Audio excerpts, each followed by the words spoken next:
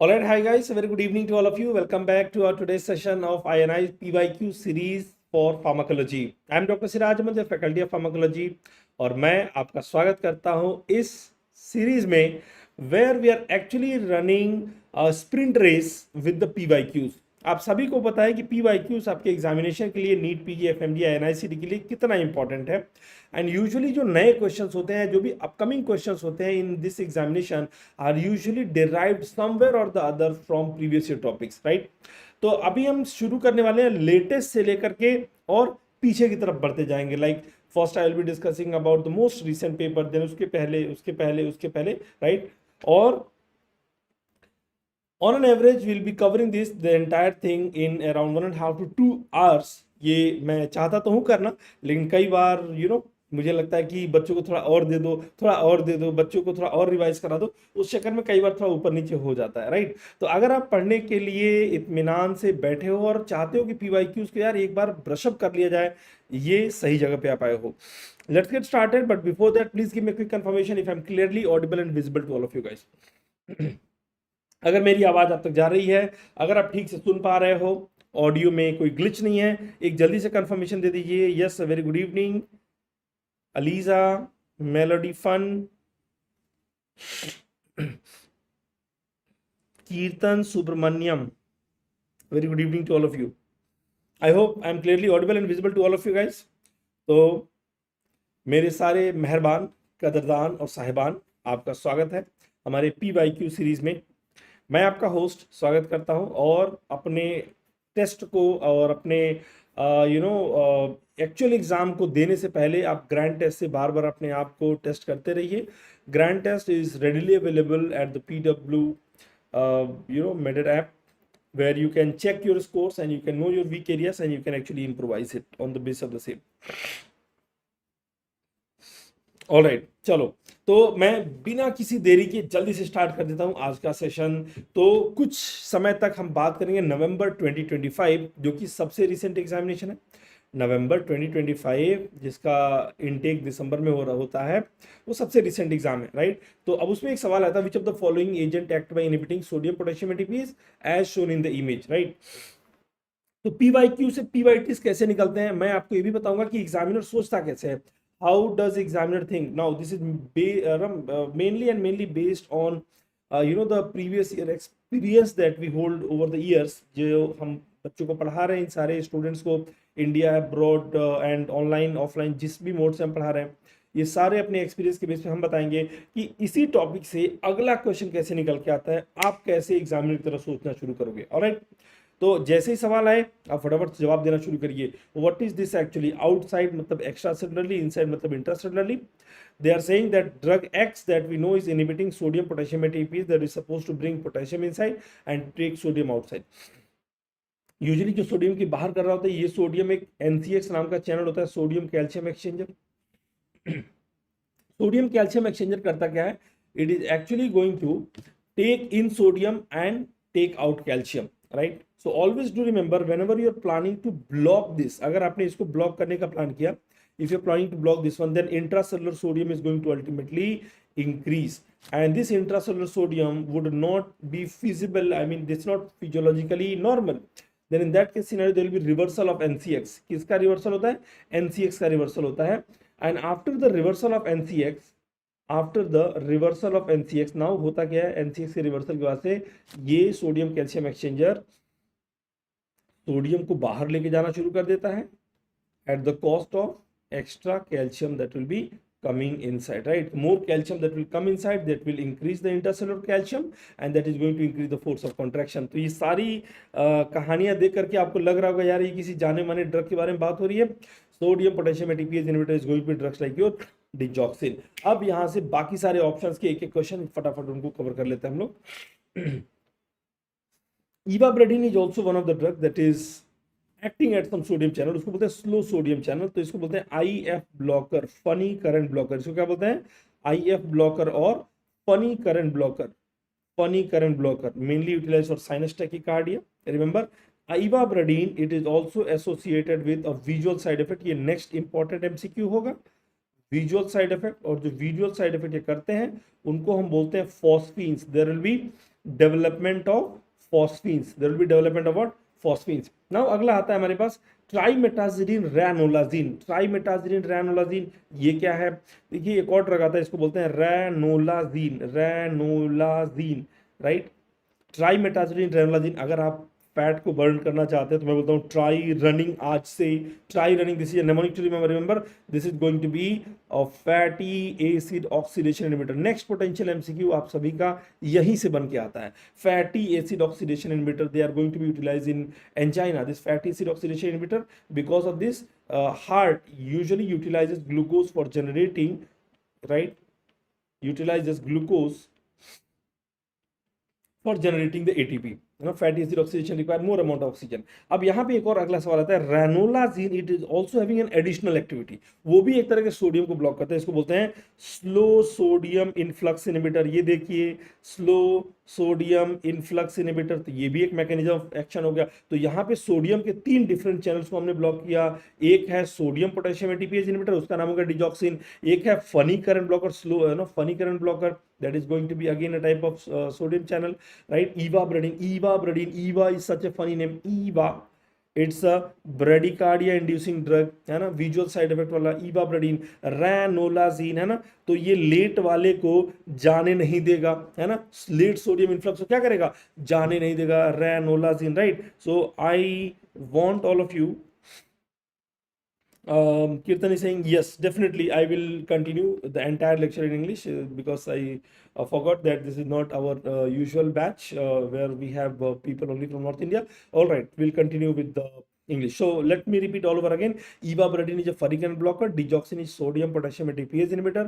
Trimetazidine, ranolazine, it's going to be fatty acid oxidation inhibitor, remember.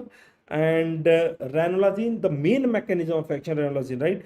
Slow sodium influx inhibitor is the main mechanism of action, right?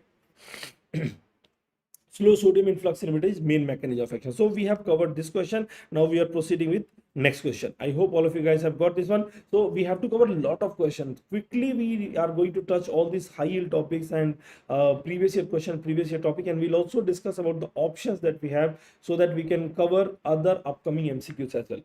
Now you always get one MCQ on the antidotes.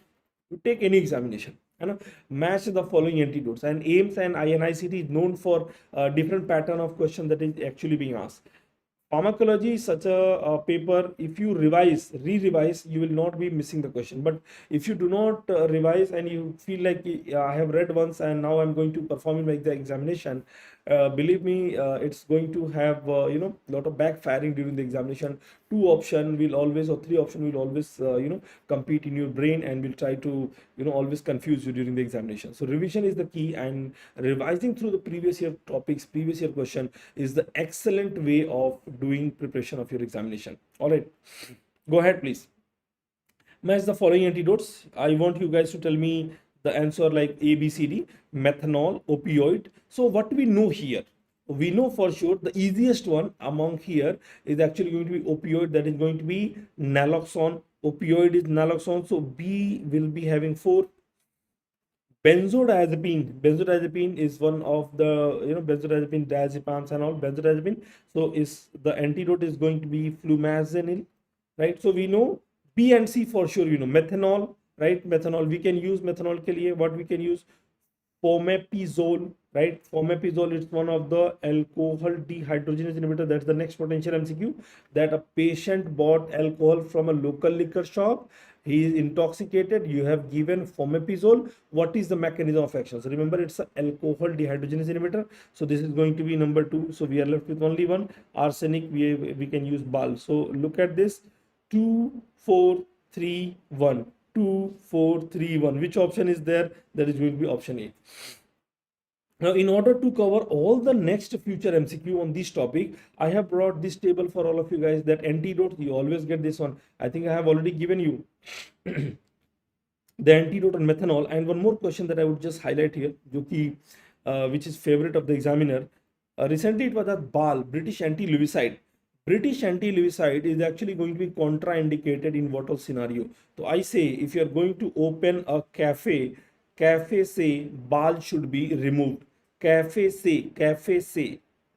is, है ना, you should not have bal means hair, cafe से bal should be removed, cafe से, right, that is going to be cadmium, iron, selenium. So along with British anti-Lewisite, if you are going to give, let's say, cafe say any of these three, they'll form a nephrotoxic complex, and this will be highly toxic to the kidney. This will be highly toxic to the kidney. Remember that. So that is another very important question that I have covered for all of you guys. Now coming back to this one, methanol poisoning, deshi sharab, right? Country made liquor. So earlier when we did not had any antidote for this, we use ethanol as well, you know. So if the person is intoxicated with desi, you offer him videshi, right? That means ethanol, because they are going to act as a competitive inhibitor of that, right? Competitive inhibitor of the methanol. So methanol or ethylene glycol. Ethylene glycol, guys, remember, it is also known as your coolant of the car. In one of the UPSC examination, this question was asked. A patient drank coolant of a car, right? The question was like, a patient drank coolant of the car, what is the antidote? So methanol and ethylene glycol, the antidote is going to be fomepizole. Form में pitaza bhai, fomepizole. And alternative to this is going to be ethanol as well. Alternative to this is going to be ethanol as well. Iron, right? The antidote for iron overdose is going to be deferoxamine. The antidote is going to be deferoxamine. This is actually given in all the emergency cases. Deferoxamine given for all the emergency cases. And oral for the chronic iron, overdose cases. Someone who is having recurrent blood transfusion, they will be requiring this. So orally, we have agent like your deferriprone. Please do revise with me. Deferriprone is an oral iron chelator. Deferrasirox, deferriprone and deferrasirox. You will be getting the question in the language as I'm going to write here, right? Patient with history of thalassemia, and recurrent blood transfusion. So with the recurrent blood transfusion, please remember there will be risk of iron toxicity. In that case scenario, we can utilize the chronic iron, prolonged oral iron chelator, that is going to be deferriprone, deferrasirox. What about copper? Antidote for copper, we are going to give D-penicillamine, the chemical antagonist for the same. Lead, British anti-Lewisite we can use. Below this, they are all going to be hematology wale antidotes, which is again going to be a high yield topic. For heparin, we are going to utilize protamine sulfate. Protamine sulfate is something that we can utilize. Right? Warfarin, we can utilize vitamin K1. However, if the bleeding is present, we can also utilize prothrombin complex concentrate. If it is not there, right? Remember, you can even give fresh frozen plasma, but PCC is more preferred at present. Remember, rivaroxaban 10A ban lagane wala drug. Rivaroxaban, that is 10A inhibitor. This is actually going to be 10A inhibitor. The antidote is known as your Andixanet alpha. Look at the simplified information. 10A inhibitor. The antidote is going to be 10A neutralizer. Andixanet alpha. Dabigatran, directly acting thrombin antagonist. Right? Directly acting thrombin antagonist. What is the antidote for this one? Edarucizumab.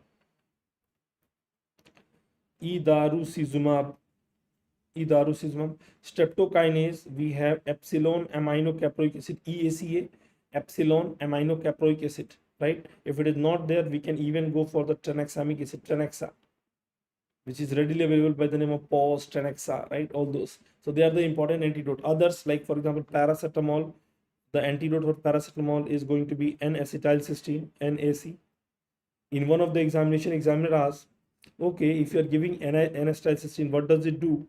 So they are actually going to replenish the glutathione store.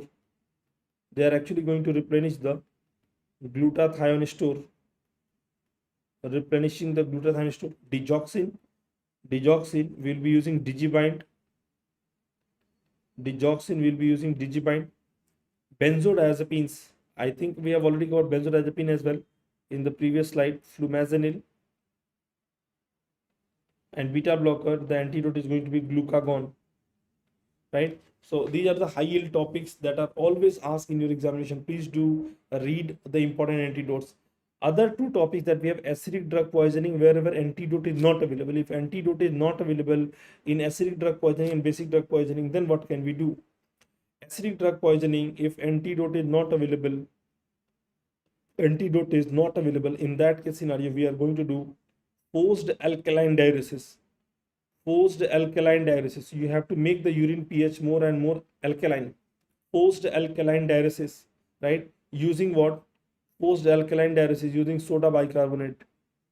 If it is not there, you can even utilize carbonic anhydrase inhibitor like acetazolamide. Basic drug poisoning, like for example, quinidine, strychnine, if antidote is not available. Again, remember the condition should be antidote is not available, because for morphine we have the antidote that is called naloxone, right? Morphine we have the antidote that is called naloxone. Atropine, right? Atropine we have physostigmine. So if antidote is not available, that is the condition. Antidote is not available. In that case scenario, now we are going to treat this condition with the forced acidic diuresis. So you have to make the urine pH more and more acidic so that the basic drug does not get absorbed. Remember, if the drug and medium is same, absorption is better. So forced acidic diuresis using what? Using ammonium chloride or simply ascorbic acid, vitamin C. Ascorbic acid or vitamin C. All right.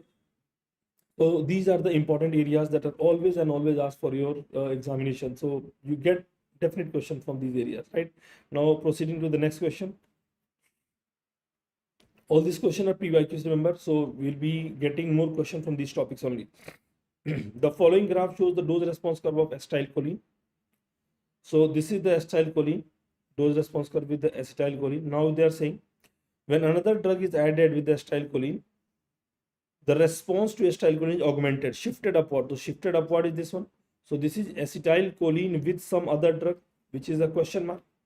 Which of the following drug is most likely causing this effect? So there is a response that you are going to see where the response of acetylcholine has actually increased in presence of some drug. So which of the following drug can actually increase? Bethanicol, your atropine, neostigmine, adrenaline, right? So the augmented response, more response, right? The response has actually been increased because there is a drug that is known as your acetylcholine esterase inhibitor. Acetylcholine esterase inhibitor that will actually increase the level of acetylcholine. So either neostigmine or physostigmine, that will be the answer. So remember, this was the internet say liya gaya image, this image taken from the internet. So effect of physostigmine can be given in the internet, but can neostigmine also produce a similar action? Yes, because they both have the similar mechanism of action. They both are having the similar mechanism of action. Remember. So on these type of information, this type of graph, what are the other questions that will be asked? So let me quickly summarize for all of you guys. You'll be getting another type of question that is called a question between competitive and non-competitive inhibitor. So if you're going to see a graph, something like this, you'll be seeing a graph where you're going to see the information. There'll be information on the graph. One will be the effect of the drug, log DRC, log dose response curve, and other one will be the effect of another drug. Now what you are going to compare here, the height of both the graph is actually going to be same, but the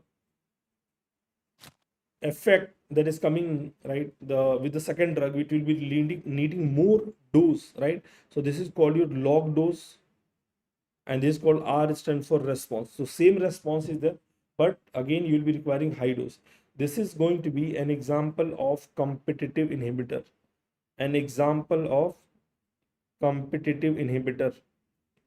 right? An example of competitive inhibitor. Then we have the other one, another type of question that is going to be asked. So these are all going to be the question from the graph type, same type of similar graph up and down. So there was another question that what type of inhibition is shown here. So the type of inhibition that is being shown here, where this is the effect of the drug alone, and in presence of another drug, the effect is actually reduced. So this is an example of non-competitive inhibitor. This is an example of non-competitive inhibitor. Competitive inhibitor, non-competitive inhibitor, remember. So in the competition, remember, you'll be using same kind of people, right? And you, when you want to appear for a competition, you need to always put more fuel, right? You need to put more energy, so higher dose will be required. Non-competitive will bring it down, नीचे लेकर आएगा. Non-competitive is going to bring it down, ये नीचे लेकर आ जाएगा. Another question that can be asked from here, same type of topic, another question that will be asked will be potency efficacy graph. So let me just put another question here. So these are all going to be the graph related question that will be asked from your examination. So you'll be getting a graph like this, right? So let's say there are 3 drugs. They can ask, in this one we have 3 drugs like A, B and C. They can ask you which one is the potent. So potency order, I think all of you guys can easily tell me potency order. Potency means power, lowest dose that can actually produce the effect. So A is more potent, followed by B, followed by C, A, B, C. Then there is going to be efficacy. C is going to be most effective drug. C is the more effective, right? Followed by, iske baad, the next in order is going to be A, next in order is going to be B. So if I say drug C is most potent and most effective, am I right or am I wrong? Listen to my statement that I said drug C is most potent and most effective. You see, half of my statement is correct, that is going to be most effective, but it is not the most potent. Most potent is A, right? So the correct statement would be something like this, that drug C is least potent and most effective. Drug C is least potent and most effective. I hope it is making sense to all of you guys. All right. So this type of graph, when you see in the examination, don't just panic. Don't panic. Just look at it, see what the examiner is asking. All right. All right. Next, in a patient with HIV diagnosed with Cryptococcus, preferred management. Now this question has a repeat of, it's a question that is going to be repeat of NEET PG and FMGE, right? NEET PG and FMGE has also asked the same kind of question. So in a patient with HIV diagnosed with Cryptococcus, preferred management is which of the following? When I was analyzing this paper of different years, so what I noticed that all the topics that was asked in previous November is very frequently asked in this November. All the question that was asked in previous May was very frequently asked in other May as well. So you guys can also notice this kind of similarity or coincidence, I would say, that if you're preparing for this upcoming examination, right, you are preparing for the May examination, you try to repeat most of the May paper, right? At least 3-4 May paper you have to read, so which we are going to do in this session of today. Okay, so preferred management, Cryptococcus के लिए the preferred drug of choice is going to be amphotericin B, right?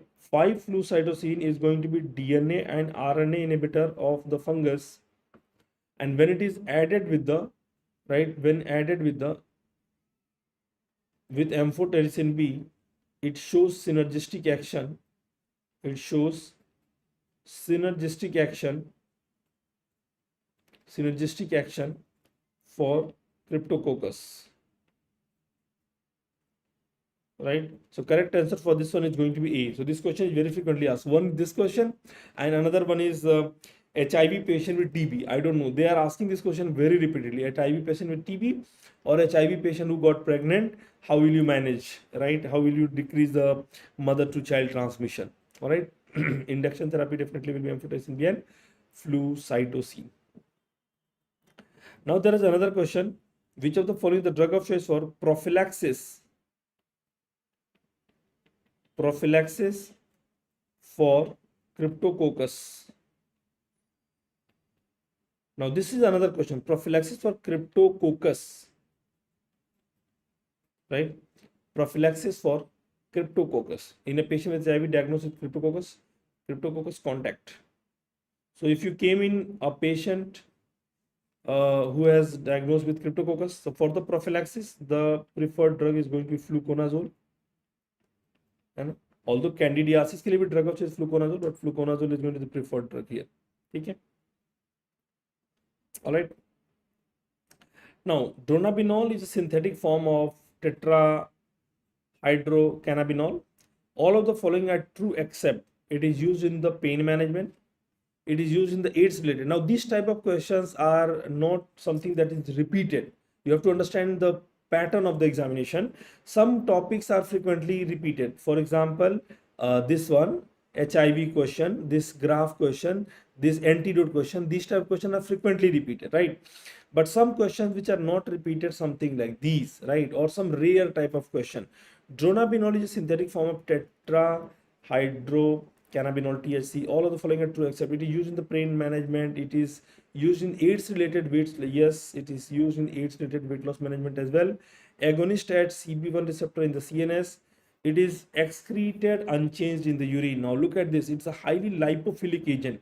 This is going to be a highly lipophilic agent. So any agent which is lipophilic being excreted unchanged in the urine, it's not something which is digestible. So the metabolized form, the inactive component will be excreted by hepatic route also and via renal route as well, not the unchanged, right? They're highly lipophilic, so the metabolized, they will be undergoing metabolism, right? So they are one of the CB1 receptor agonist, definitely working the CNS, utilized for the pain management and also utilized for weight loss management, used in the AIDS related weight loss management.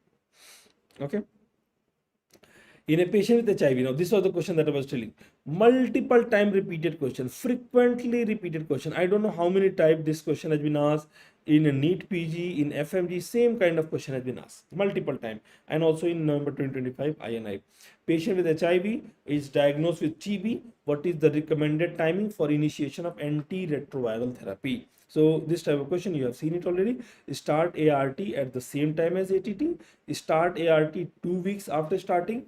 When I see this type of question, I usually realize that the mindset of the examiner is quite funny, because this examination is being conducted by almost similar kind of mindset. When I say mindset, मतलब teacher की seniority की बात करेंगे. I'm talking about seniority of the faculty, seniority of the teachers, because when a teacher is so much senior that they have taken, let's say, hundreds of the examination in their lifetime, and when they are making a paper for you, so almost at that age, most of the teacher would have the same kind of mindset. So you have to crack that mindset, and then only you'll be able to know what is the next potential MCQ. All right. So how will you initiate the therapy? Like Javier is saying that start ART, all right, start ART 2 weeks after starting ATT, start ATT after completion of ATT, okay, start ATT 6 months. No, you have to start ATT 2 week prior, right? Start ATT 2 week prior, right? 2 week prior to ART. That means first you start ATT, then after 2 weeks you'll be giving ART. So start ART 2 weeks after starting ATT. Start ART at the same time. So 2 weeks after starting ATT, right? After that means they are saying option number B. The correct answer is going to be B. So again, let me summarize this entire concept all at once, right? Why are we doing this one? Why are you doing this one? Whenever HIV patient is there, the most common opportunistic infection is going to be tuberculosis. This is the most common opportunistic infection. HIV plus TB, whenever a patient is having HIV and TB, please remember, if diagnosed together, if it is actually going to be diagnosed together, you have to start ATT, right?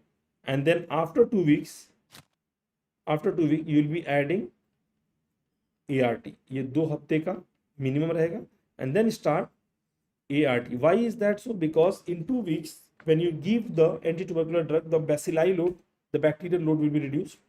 And if you are going to give them together, or if you're planning to start antiretroviral therapy ahead of ATT, what is antiretroviral? They will boost the immune system, and that will actually lead to immunological response or immunogenic response. Why are we doing this one? Mainly to prevent a very famous syndrome that is called immune reconstitution inflammatory syndrome. Immune reconstitution inflammatory syndrome. Mainly to prevent what? IRIS, immune reconstitution inflammatory syndrome. So that is one thing. Now, how will you manage? When you're trying to give a treatment of HIV and when you're trying to give a treatment of tuberculosis, you have some drugs.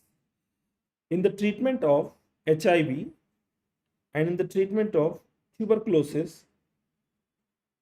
in the treatment of HIV or in the treatment of tuberculosis,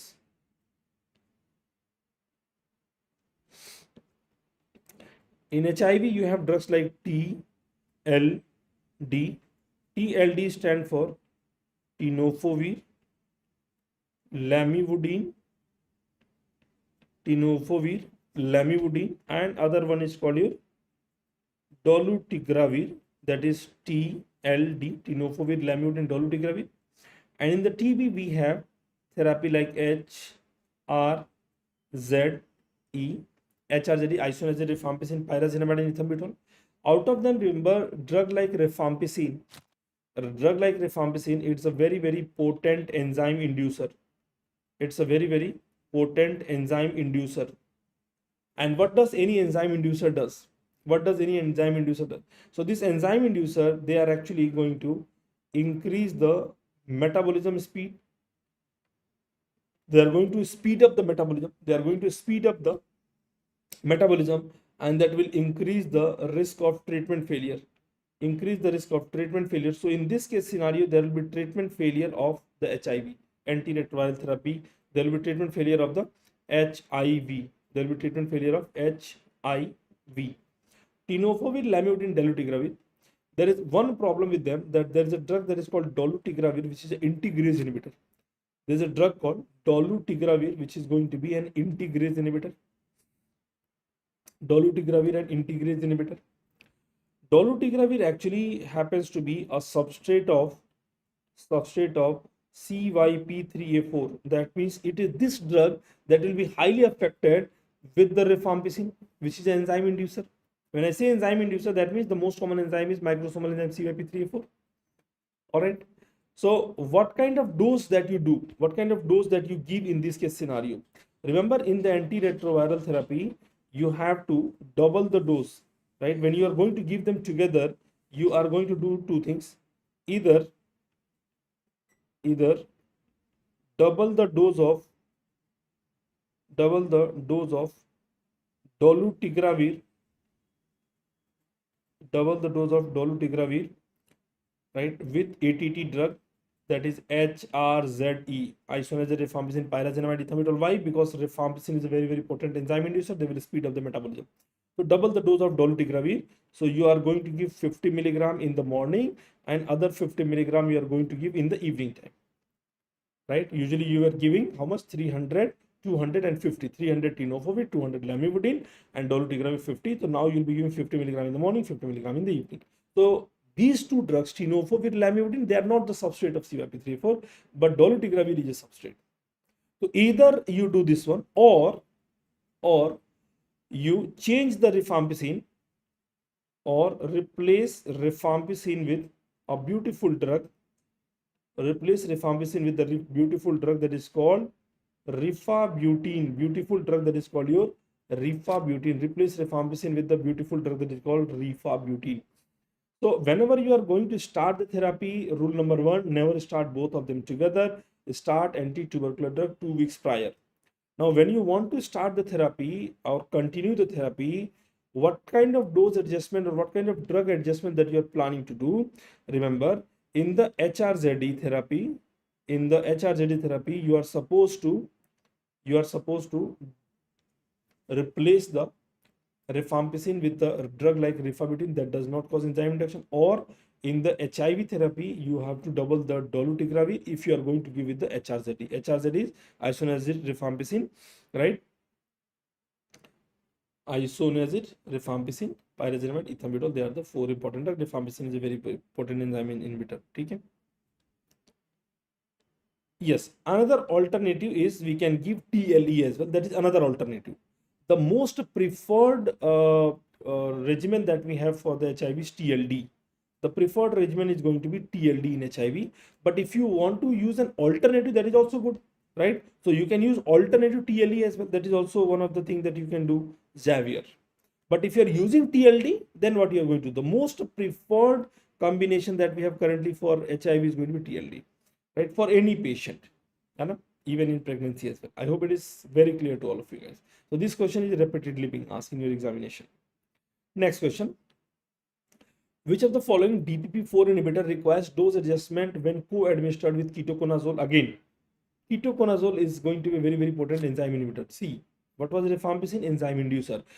Whenever a student asks me, sir, in general pharma, my general pharma is so weak, please tell me one topic from where examiner asks question very commonly. I say read drug interaction. Read the important clinical aspect of enzyme inducer, enzyme inhibitor. One question definitely examiner asks. You take any paper, you analyze any paper, and you will have question clinical correlation, because there are a lot of clinical cases that can be made on the basis of the drug interaction, enzyme inducer, enzyme inhibitor. All right.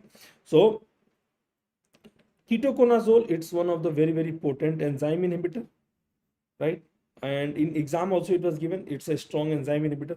So among the given list, which of the following DPP4 inhibitor requires dose adjustment when co-administered with ketoconazole? Sitagliptin, saxagliptin, vildagliptin, linagliptin. Now there are two questions asked from the DPP4 inhibitor. They are both the drug for diabetes. Among the given one, it is the saxagliptin that is having very high interaction. It is the one that is having very high interaction with enzyme inhibitor or enzyme inducer. That means they are the one that is being metabolized by microsomal enzyme. Others are metabolized by non-microsomal enzyme or other enzymes, not the CYP3A4. They are having other microsomal enzyme. It is the high interaction saxagliptin. So which of the following required dose adjustment? Saxagliptin, right? Saxagliptin. So with the enzyme inhibitor, there will be increase in risk of toxicity. There will be increase in the risk of toxicity. So in the next potential MCQ, what examiner asks, what kind of dose adjustment will you do? So I always say two things, remember. Enzyme inhibitor, it will slow down the metabolism, increase toxicity. Enzyme inhibitor, slowed metabolism, there will be slowed metabolism, and that will actually increase the risk of toxicity. That is one rule that you should remember. Next is going to be enzyme inducer, plus sign is for inducer here. It is going to speed up the metabolism. It is going to speed up the metabolism, and they will increase the risk of failure. There will be increase in the risk of failure. Risk of failure will be increased. So what kind of dose adjustment will you do? This is the next potential MCQ, right? Dose adjustment with the enzyme inhibitor when the risk of toxicity is high, you are going to reduce the dose of the existing drug, right? Reduce the dose of the drug which you are fearing might cause toxicity, right? Saxagliptin ka dose here will be reduced, right? What kind of drug and or dose adjustment, what kind of dose adjustment you are doing? So the dose adjustment is going to be this one. Reduce the dose in case of drug that can increase the risk of toxicity. Who can increase the risk of toxicity? Inhibitor. Too much inducer, है ना? If you are getting induced, I always tell you a very nice story in the class that if you are getting induced, too much induced, when you are studying, you are getting induced. When you are on anywhere, you are getting induced. When you are on bed, you are getting induced. There will be too much induction lead to too much failure. So in that case scenario, right, I would always say failure risk will be high. What kind of dose adjustment? The motivation dose should be high. Here the drug dose should be high. In that case scenario, you can increase the dose. So that is the kind of adjustment that you can do. Okay. Only Javier is the one who is commenting. Other students are not. Other students also please take part in this one. Then only you'll be able to know whether you are right or wrong. Don't be a silent spectator. है ना, वो आपने कर चुके हैं. अभी final sprint में you have to be active. You can't be lousy. I have just asked for 2 hours, and in 2 hours, as I told you, that we are going to take you through lot of PYQs, and the examiner ka mindset you have to understand, and then only you'll be able to guess what is the next potential MCQ. Now from here there is another topic that is frequently asked, that is going to be linagliptin. Linagliptin is the only DPP4 inhibitor. It is the only DPP4 inhibitor that is excreted via hepatic route. Therefore, linagliptin, it is the only DPP4 inhibitor which is going to be safe in renal failure. It is going to be safe in renal failure. So linagliptin liver से निकलता है. क्या बोला? Linagliptin liver से it get excreted. Linagliptin get excreted with the liver. Linagliptin get excreted with the liver. All right, चलिए. So these are the 2 important questions that is very frequently asked from this topic. All right, very nice. A patient on anti-epileptic drug carbamazepine presented with ataxia. History reveals he was started on erythromycin. Okay, so this time they have given May 2025. Look at this. This is the May 2025 question. This time they have given erythromycin. Previously they have given interaction with the clarithromycin. Now what you are seeing here? Can you see the pattern? Can you see the pattern? Are these all the similar kind of topic? See, drug interaction. Look at this drug interaction. This is November 2025 drug interaction. So I've just put, I know that there is May 2025 also that is asking question on this one. So drug interaction, here also there is going to be drug interaction. So that means drug interaction. Acha, as I was telling that I was analyzing the question and I found that almost every examination there is a question on this one. All right. So clarithromycin, what is it? It's a very, very potent enzyme inhibitor. And enzyme inhibitor, what they will do? They will increase the risk of toxicity. So in this case scenario, they are going to increase the toxicity of carbamazepine. Right, erythromycin itself is an antimicrobial drug. It's a protein synthesis inhibitor. It's a bacteriostatic. Right, this is ataxia, bone marrow suppression. They are not the side effect of erythromycin, rather they are the side effect of carbamazepine. So what kind of dose adjustment will you do? Mind it. This is the next potential MCQ. What kind of dose adjustment will you do with the carbamazepine? So in that case scenario, the dose adjustment that you are planning to do here, the dose adjustment that you're planning to do here is going to be reduce the dose of carbamazepine. I always say the best way to remove, avoid any kind of interaction is don't give these two drugs that are causing interaction together. The best way of avoiding any kind of interaction is don't give the two drugs that are causing interaction. All right. Next, it's going to be these are the enzyme inducer, these are the enzyme inhibitor, right? Enzyme inducer are going to be drugs like your grisofulvine, phenytoin, rifampicin, smoking, and आपका favorite act, St. John's wort, the plant product which is having anti-epileptic, anti-inflammatory property, carbamazepine, phenobarbital, barbiturate, and DDT, right? So these are the important enzyme inducer. They are going to speed up the metabolism that I have told you already, right? They are going to increase the risk of treatment failure. They are going to increase the risk of treatment failure. A very famous example that is always given in your books as well, that a patient on OCP and she was started on rifampicin. What is the outcome? So expected outcome is going to be contraceptive failure. The expected outcome is going to be contraceptive failure. All right, contraceptive failure. They are all going to be inducer. Okay. Contraceptive failure. So examiner asks, what is the advice that you are going to give? So the best advice is don't give rifampicin with the OCP. And the other way of handling this case is that you are going to advise use an alternative method of contraception. Use an alternative method of contraception. You will be advising the patient that use possibly the barrier method, right? Because OCP will get metabolized due to rifampicin. Enzyme inhibitors, they are going to slow down the metabolism. We have HIV protease inhibitor, all the Navir drug, erythromycin, clarithromycin. See, these two drugs are commonly asked, erythro, commonly asked. Amiodarone, allopurinol, ciprofloxacin, omeprazole, cimetidine, ketoconazole, and valproate. I always say how to remember this entire enzyme inhibitors. The entire enzyme inhibitor you can remember with a simple mnemonic of PEACOCK, PEACOCK walla. In my class, I make the student learn with the rhyming word PEACOCK walla आएगा, inhibit करके जाएगा. PEACOCK walla will be the inhibitor. HIV protease inhibitor, all the Navir drugs, erythro, amiodarone, ciprofloxacin, omeprazole, cimetidine, ketoconazole, valproate. So they are enzyme inhibitors. So what is going to happen? There is going to be increase in the risk of toxicity. They will increase the risk of toxicity. A very classical example that is given also in your book is going to be a patient is on warfarin. And he or she was started clarithromycin. Right now, just above carbamazepine question was asked. So clarithromycin is an enzyme inhibitor. They will slow down the metabolism, and because of the warfarin toxicity, there will be increase in the risk of bleeding. So bleeding risk is actually going to increase. So what kind of advice would you like to give to this patient? The best is don't give two drugs together. Avoid clarithromycin or avoid enzyme inhibitor. All right, don't give two drugs together. But that everyone knows. You as a physician, right? Examiner will not be asking that. What kind of dose adjustment or what kind of, action will you take here? So the best action is that you can reduce the dose of warfarin, reduce the dose of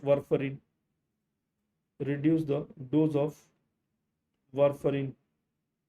All right, reduce the dose of warfarin. All right, so this is actually going to be the important enzyme inducer and important enzyme, right, inhibitors. So you always get question on this one. Proceeding to the next one. Which of the following regimen is recommended for HIV pre-exposure prophylaxis? This is especially for healthcare workers, right? Especially for healthcare workers.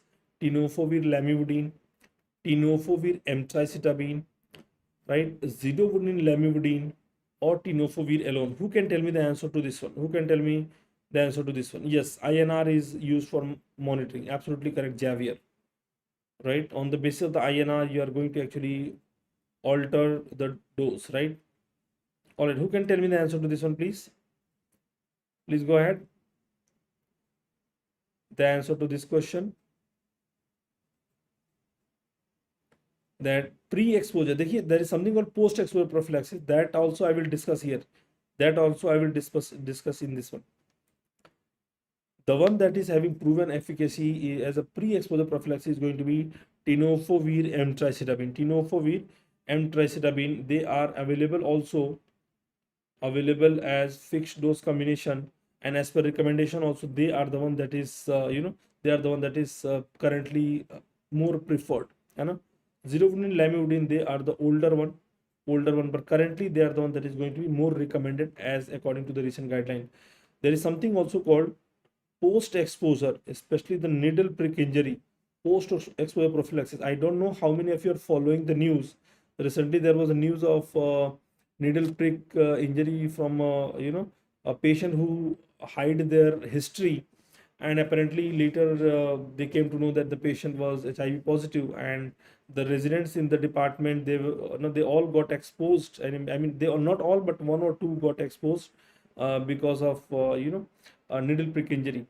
And recently, 2 days ago, there was also a question, a news on fake syringes. Fake syringes means the used syringes being repacked and sold. So the people around us, they are so greedy that they can do anything for money. In fact, your life also doesn't matter much when it comes to these kind of greedy and criminal mindset people. So they are repacking the syringes and selling, and 16 or 17 people were diagnosed, kids were diagnosed with HIV with no such family history of HIV, but only the needle was something that could be explained from one specific area when it was it was found. So it was there 2 days before it was there in the news, if you're following the news. All right, so post exposure prophylaxis is mostly with the healthcare worker, again especially interns and residents. So you are going to give again TLD, tenofovir lamivudine and dolutegravir. So these 3 drugs will be given. You are supposed to start as soon as possible, but must be started within 72 hours. Should be given for a total duration of 4 weeks, right? It should be given for a total duration of 4 weeks. TLD, tenofovir lamivudine and dolutegravir. Tenofovir lamivudine and dolutegravir, remember that. Okay.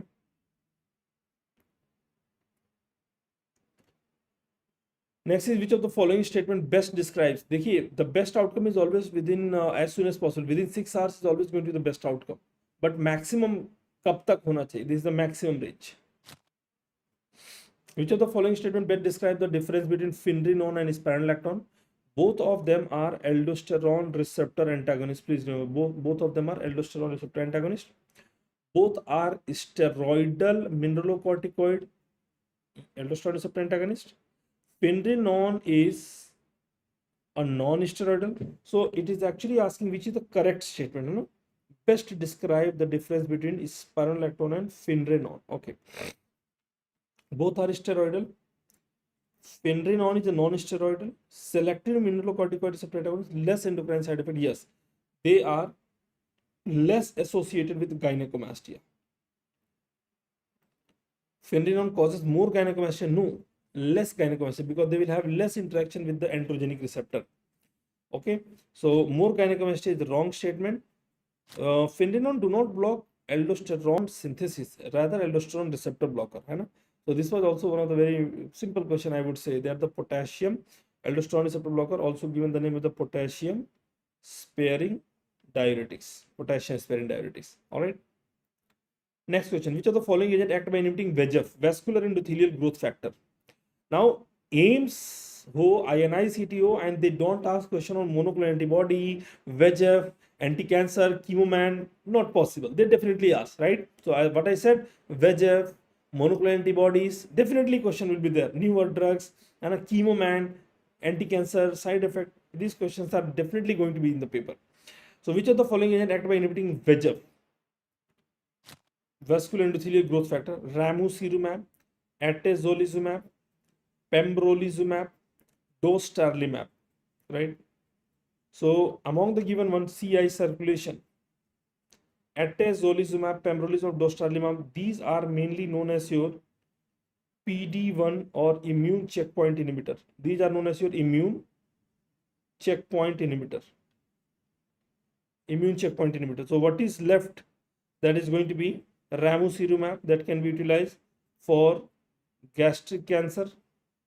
It can be utilized for gastric cancer, right? We can utilize them lung cancer and proliferative diabetic retinopathy. There are other VEGF inhibitor as well.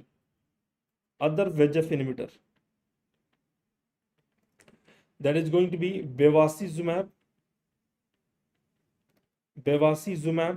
humanized monoclonal antibody, ranibizumab, that is another humanized monoclonal antibody, brulocizumab,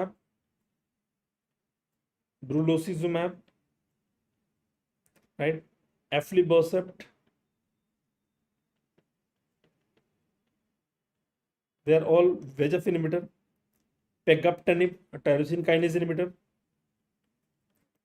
Pegaptanib, ये list which I am giving you is from the Goodman-Gilman. It's not from any studies, not from any research article. That means these are actually asked in the examination. These are actually asked in the examination. Drugs like bevacizumab, ranibizumab, brulocizumab, right? Aflibercept and pegaptanib. Yes, we can utilize them in proliferative diabetic retinopathy. We can also utilize them in colorectal carcinoma.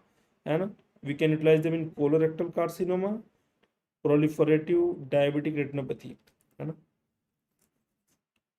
So these are the drugs that are VEGF inhibitor. How to remember? I always say that there is going to be a Bewafa Rani.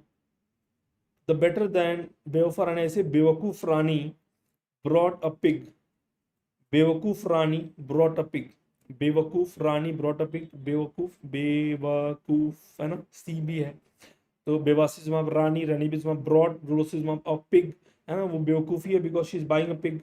Right, aflibercept, pegaptanib is a tyrosine kinase inhibitor. These are actually going to be your VEGF inhibitors. So others are PD-1 inhibitor, all-time favorite. Remember that INICET all-time favorite, immune checkpoint inhibitor. Next is going to be which of the following is not a side effect of inhaled beta-adrenergic agonist. Now, beta-adrenergic agonist is having a lot of side effects. These inhaled beta-adrenergic agonists, possibly they are talking about, let's say, either salbutamol, or they are talking about terbutaline, or they are talking about, let's say, salmeterol, formoterol, right? All these are formoterol, your beta agonist. So whenever we give beta agonist, these beta 2 agonists utilized in bronchial asthma and COPD, they also stimulate beta 1 at the heart. However, there are some beta 2 on the heart as well that behave like beta 1. So they can always increase the heart rate and they can cause problem like palpitation. Beta 2 of the heart, they can cause tachycardia, palpitation. Then they can also stimulate beta 2 of the muscle and they can lead to tremors. Beta 2 of the muscle could actually lead to tremors. They can also lead to beta of the liver, beta action at the liver. They can cause gluconeogenesis, glycogenolysis, and they can actually increase the level of glucose, hyperglycemia, because beta stimulation can lead to gluconeogenesis, glycogenolysis. Excess beta stimulation, they could lead to decrease in the capillary tone. That can also lead to agents action like sometimes pulmonary edema, especially with the systemic. This is mainly with the systemic, less commonly seen with the inhaled beta agonist. But beta 2 agonists, when I discussed, right, remember they can cause pulmonary edema as a side effect as well. So tremor, tachycardia, hyperglycemia, and beta stimulation at the cell, they can increase the activity of sodium potassium ATPase. They will kick the potassium inside, leading to hypokalemia. So not a side effect. Remember, this is also a repeat question in FMG also. This question has been asked in repeat in FMG as well.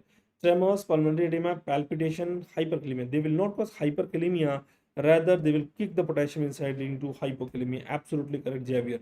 Excellent, right? These are some high-yield topics that we have covered from 2025. Next, I mean some November, but some May wale abhi also we have seen above, no? Some May question also we have covered, similar type of question. Now, May 2025 quickly we will be doing. Which pharmacokinetic parameter primarily determines the loading dose of a drug? Loading dose of a drug. So whenever loading dose comes, it is mainly derived from what? Volume of distribution. Volume of distribution is equal to drug given divided by the plasma concentration. Drug given divided by the plasma concentration. So drug is the dose. Loading dose, if you have to see, loading dose is equal to volume distribution into plasma concentration. This is especially if you are going to give IV, but any other route, if you are going to give any other route, loading dose is equal to volume distribution into plasma concentration directly proportional, and F is going to be the bioavailability. This is for other route, any other route. This is for any other route. All right. So volume distribution to plasma concentration divided by F, that is the bioavailability. So what are factors? Loading dose, does it depend on volume distribution? Plasma concentration directly, yes. Higher the volume distribution, higher will be the loading dose. And bioavailability as well. So inversely related to bioavailability. If the bioavailability is very high, loading dose will be required lesser. All right. So we have 1, 3, 4. 1, 3, 4 anywhere. 1, 3, 4 anywhere. 1, 1, 2, 3, 1, 3, 4. 1, 3, 4. Yes. So we have option B.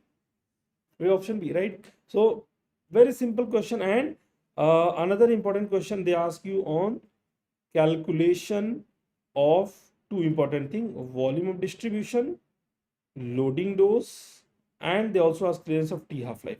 So this calculation of these, remember, you have to revise, you have to read and revise. Read on this one, how to do the simple calculation will be there. Believe me, simple calculation will be there, because that depends on what is the number that they have given. So you have to revise on this simple calculation as well.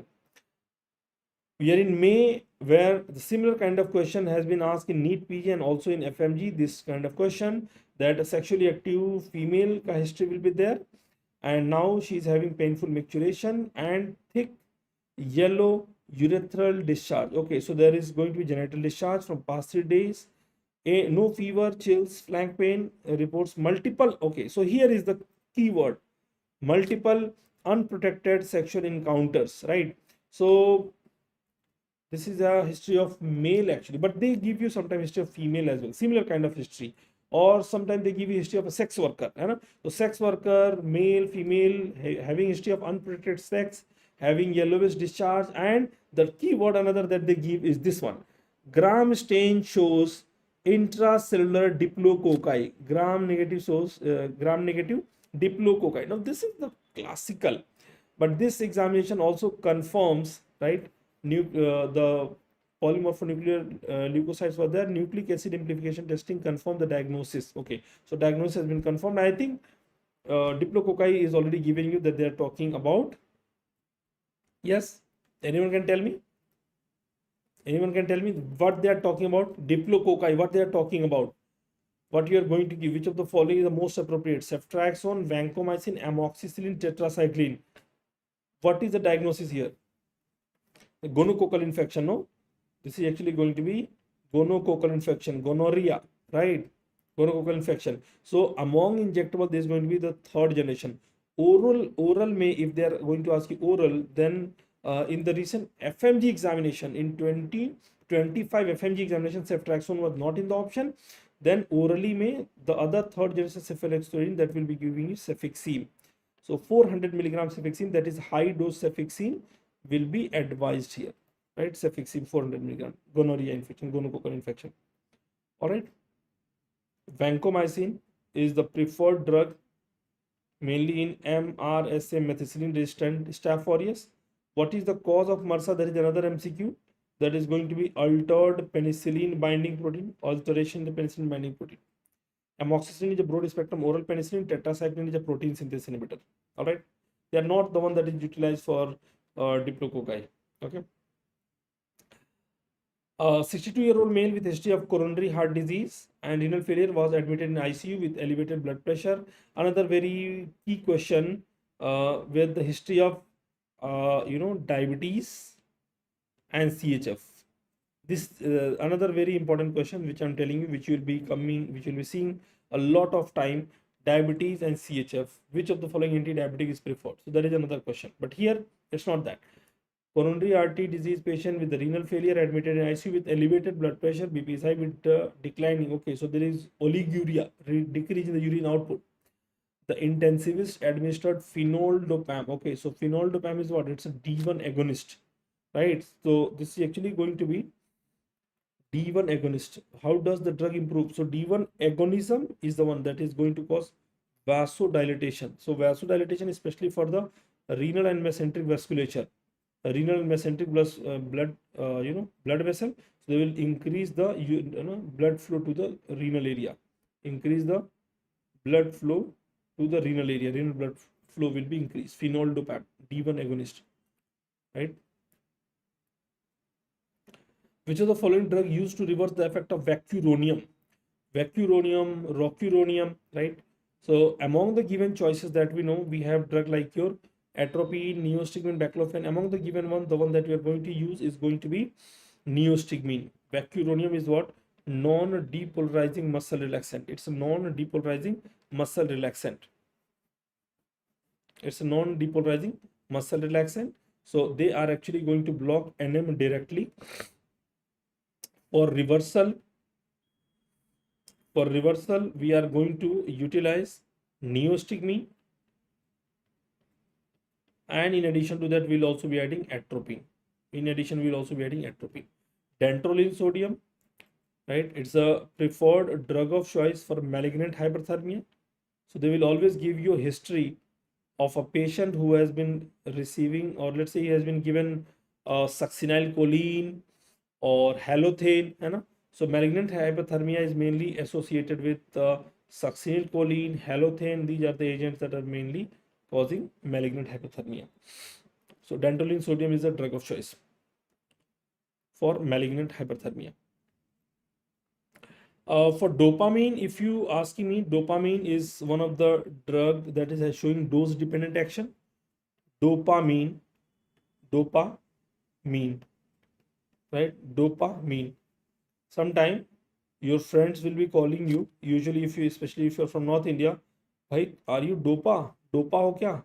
Dopa मतलब हर जगह तुम यार घुसे हुए हो, है ना? Dopa, है ना? Are you dopa मतलब you are everywhere.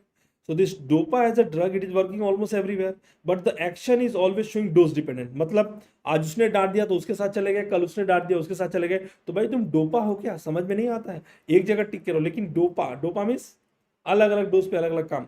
So dopa, it is working at D1, beta 1, alpha 1, and I say it is going to be dabba. I say what? It is going to be dabba. Dabba stands for D1, beta 1, alpha 1. D1 is going to be in a dose of less than 2 microgram per kg per minute. That is going to cause vasodilatation.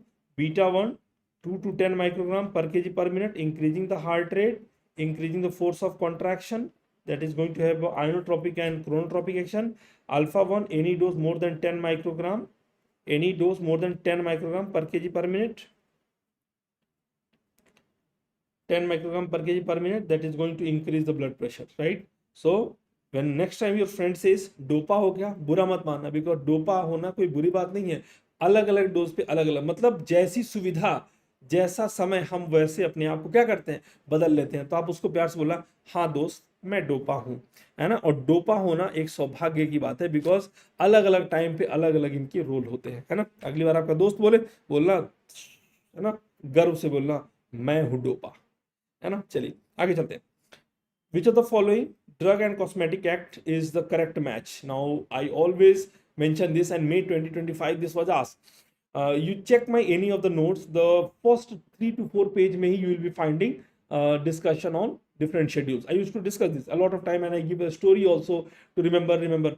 And every time I used to say, okay, this time it will be asked, this time it will be asked. But I got very happy in May 2025 when I saw this question. मतलब मेरे कलेजे को ठंडक उस दिन मिली जब ये question आ गया, बिकॉज मैंने देखा है कि ये एग्जामिनर इसको मतलब अपने वाइवा वगैरह में बड़े प्यार से पूछते रहते हैं, है ना, और अपने जब ये लोग खुद बुक ऑथरशिप करते हैं तो उसमें भी इसको बड़े फक्र के साथ लिखते हैं, है ना। लेकिन एग्जाम में नहीं पूछना, तो मैं हमेशा पूछता था कैसे कब आएगा कब आएगा। मई 2025 में आया और धमाल मचाया। तो again it was a question जो कि सिर्फ एक नॉलेज से नहीं, आई मीन एक पर्टिकुलर इंफॉर्मेशन से नहीं हो पाएगा। तो it was again a table, and this is the table that we always discuss from our class, and इसी टेबल से उठा के क्वेश्चन उठा के पूछ दिया गया आपके लिए। Alright, so first and foremost, before I discuss this one, I would actually units में चाहिए just microgram per kg per minute. Just remember microgram per kg per minute. Just write like microgram per kg per minute. All right, microgram per kg per minute. There is no confusion in that. You just have to revise once. That's it. You just have to revise once. Okay. So before I do this one, I would quickly do this entire thing, and then everything else will be very, very simple. Everything else is going to be very, very simple for all of you guys.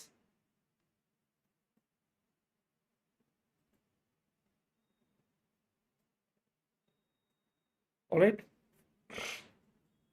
So deals with the biologicals, special products. So B, biological B, I say B के साथ आता है C, B, C, और I would say vitamin B and C, BC, है ना? Vitamin B के साथ आता है C. All right. Gives the list of poisonous substances under Ayurveda, Siddha and Unani. Gives the list of poisonous substances under Ayurveda, Siddha and Unani. That is Ayush system. That is going to be Schedule E. Regulation is standard for running a blood bank. It is going to be Schedule F. This schedule details the drug labeled with caution or guidelines not to be given except under medical supervision. अगर कोई medical supervision नहीं है तो अपने मनमानी मत दीजिए, और ना ही आप इसको प्रिस्क्राइब करिए. Do not just prescribe and give it कि go and get it infused somewhere. No, like hormonal anti-cancer drugs should be given under medical supervision. So that is going to be guideline, the one that gives you guideline, right? That is going to be G. And sold by retail only on a prescription of a RMP, registered medical practitioner. That is going to be Schedule H. To check our unauthorized sale of antibiotic in 2013, it came into existence. India brought the schedule that is called Schedule H1, mainly to check our unauthorized sale of antibiotic. So examiner asks, H1 deals with anti-cancer, H1 deals with anti-epileptic, anti-diabetic, anti-hypertensive, antibiotics. So it will be antibiotics, right? H1, it deals with the antibiotics. H deal with all the drugs that should be sold only on the prescription of a RMP, registered medical practitioner. How are you going to recognize the H1 drugs? So you see, whenever you look at the drug strip, so this drug strip is actually having a red line on the left hand side. There is actually going to be a red line on the left hand side. So there will be a red line on the left hand side. This red line is actually the indicative that yes, this drug is belonging to H1. So next time when you see an antibiotic, you look on the left hand side of the drug strip. Do you see some drug strip or not? I mean, on the drug strip, do you see some red line or not? Now one of the student is asking very good question, that what is G and H, right? What is the how to remember? It's very confusing. Again, in my class there is no scope of confusion. This is talking about sale of the drug. You will not, or anyone will not be selling this without prescription of RMP, and this is intake. This is intake, है ना? G given, G given, G for given, G for guideline, G for given, G for guideline, H for जो हम सब prescribe करेंगे, H for हम सब prescribe करेंगे. Who are हम सब? हम सब मतलब हम हैं RMP. RMP मतलब registered medical practitioner, right? RMP. So this will be sold only on a prescription of RMP. Deals with the expiry period, that is going to be P. Drugs which shall be marketed under generic name, worldwide same name, W. Psychotropic drug that require a specific license for manufacture and sale. They are having high abuse potential. Agents like LSD, morphine, ketamine, they are always having high abuse potential. So you cannot prescribe. Even if you're a doctor, you cannot go and buy. So whenever these kind of drug is going to be procured for experimental setup or patient setup for any purpose, it is always procured through a proper channel. ठीक है? This is actually talking about the psychotropic drug. Psycho. ठीक है? Psycho. अगर मैं आपसे पूछूं कौन है साइको, तो आप बोलोगे सर मेरी एक्स है साइको या थी साइको. है कैसे बोल सकते हैं? है बोलेंगे तो प्रेजेंट वाली बुरा मान जाएगी, है ना. तो आप बोलोगे मेरी एक्स, है ना, वो साइको थी या था, कुछ भी हो सकता है ना. तो एक्स तो साइको ही होते हैं, तभी तो एक्स है, अदरवाइज प्रेजेंट होते. Specify requirement and guideline on the clinical trial import, that is going to be Y. And veterinary drug X Y, veterinary drug Y के बाद क्या आता है? जेड. और जब हम ABCD पढ़ते थे तो ABCD में वी यूज्ड टू से right A for Apple, B for boy, और लास्ट में आते थे Z फॉर क्या पढ़ते थे? Z फॉर जीब्रा, राइट, या Z बोलते हैं कई जगह पे, Z फॉर जीब्रा, राइट. तो Z जीब्रा क्या है? एक एनिमल है. Why should I give this drug? On the clinical trial, we found that this drug is superior. So whenever a question comes, why should I use this? Why should I give that? It is found on the clinical trial, or we can do another clinical trial. ये तो आप कभी नहीं बोलोगे. Psycho x psycho, है ना, psycho x, है ना, साइको एक्स ये था. W world wide same name generic drug. For example if you are talking about ceftriaxone, it's world wide same name ceftriaxone, right. If you're going to look at the expiry period, that is going to be P for period. Antibiotic H1 and H deals with जो हम देंगे जी, हम prescribe करेंगे, तो इसका cell तभी होगा when हम प्रिस्क्राइब करेंगे. हम क्या है? हम सब है RMP. जी इट इज गिवन, इनटेक की बात हो रही है. H ध्यान रखिएगा, H हॉस्पिटल की बात हो रही है, मतलब सेल की बात हो रही है ना. H डॉक्टर, हम सब हैं क्या? RMP हैं, हम सब हैं RMP, सेल की बात हो रही है, right. F for running a blood bank, so in blood bank everything is frozen, right, in blood bank everything is frozen.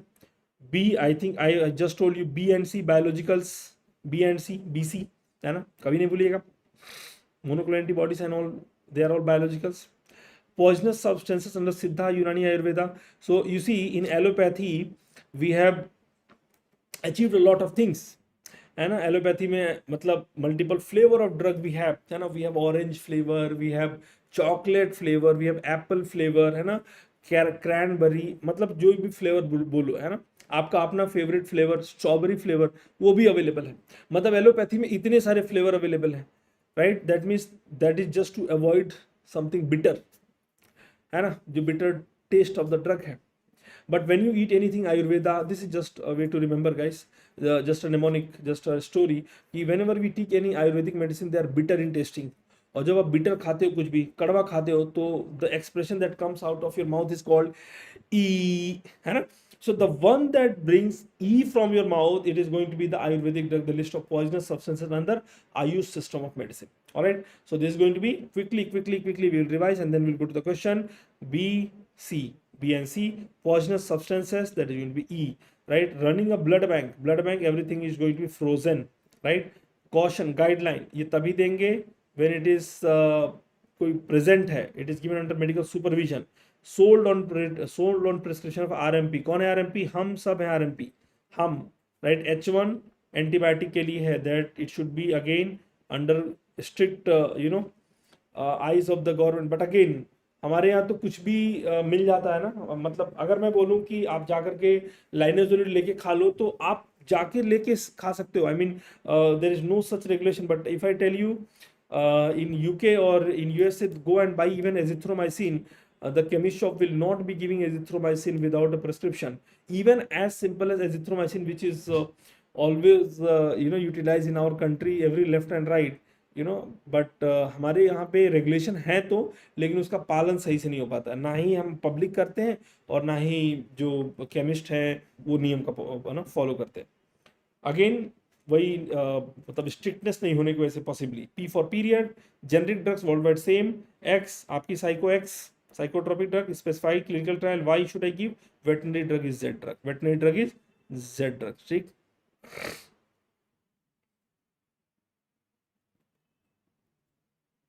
No, it can be sold, but अगर वो बेच रहा है तो उसके इनटेक की बात हो रही है, कैसे देंगे उसको। देखिए जितनी भी दवाइयां हैं, they all can be sold by pharmacist. अब डिपेंड करता है कि उसको कैसे इनटेक करना है। Match the following drug with the respective schedules: hepatitis B vaccine, veterinary drugs, morphine and insulin. All right, so what do you know from here? What do you know from here? Few things that you know from here. Let's first rule it out, है ना। Morphine, veterinary drugs, veterinary drug मैंने बताया था animal वाला। तो सबसे important जो आपको पता है वो क्या है, बी के साथ 4, राइट, आई थिंक वो सही है।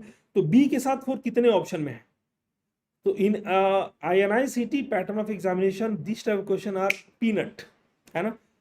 Only one option they are showing B के साथ 4 and that's it. You got our answer. Meanwhile, we can rule out other option as well. Hepatitis B vaccine. It should be given under supervision. ऐसा नहीं कि you just prescribe hepatitis B vaccine and you ask the person go and get it. है ना, वो कैसे ले रहा है, आईवी ले रहा है, जबकि इट्स इंट्रामस्कुलर सबक्यूटेनियस ले रहा है, कैसे ले रहा है ना। So it's very dangerous in village setting, especially in the tier 2 or all the peripheries. You'll hear a lot of stories about how quacks, they have injected something that was supposed to be taken in the form of oral. This is a news. No, it has happened in front of me. They have actually given, let's say the doctor has said 5 unit of insulin, so they have taken 5 ml of insulin and they have injected to the patient. So these kind of things happen. So you cannot just prescribe hepatitis B, rather give. So that is going to be number 3. Right? Morphine. What is morphine? Morphine is again a drug that is schedule X, है ना, not to be sold. So psychotropic drug, याद है, high abuse potential. So you can't prescribe morphine, neither you can go and buy yourself, है? So if it is required for some experimental purpose or whatsoever clinical purpose, it should always be procured through a proper channel. And insulin, that is going to be D. D is going to be schedule H. That means it should be given only on the prescription of RMP, registered medical practitioner, because only they will give you and guide you how much dose to be taken, right? How much dose to be taken. The correct answer is going to be D. I hope all of you guys have got this one. Okay. So schedule, I took some time, but make sure कि in upcoming examination, schedule वाले question should not be wrong. Okay, so after TB, which I have discussed a while ago, malaria is another thing that you should know. Which of the following drugs are used for the clinical cure of the malaria? Now there is something called radical cure. There is something called radical cure. Radical cure is mainly utilized for Vivax and Oval, where we have hypnozoid stage, because in Vivax and Oval, there is a stage called hypnozoid stage. There is a stage called hypnozoid stage, radical cure, right? Radical cure is mainly required in where? In Vivax and Oval. So for radical cure, we mainly use what? Primaquine. Prem se Primaquine.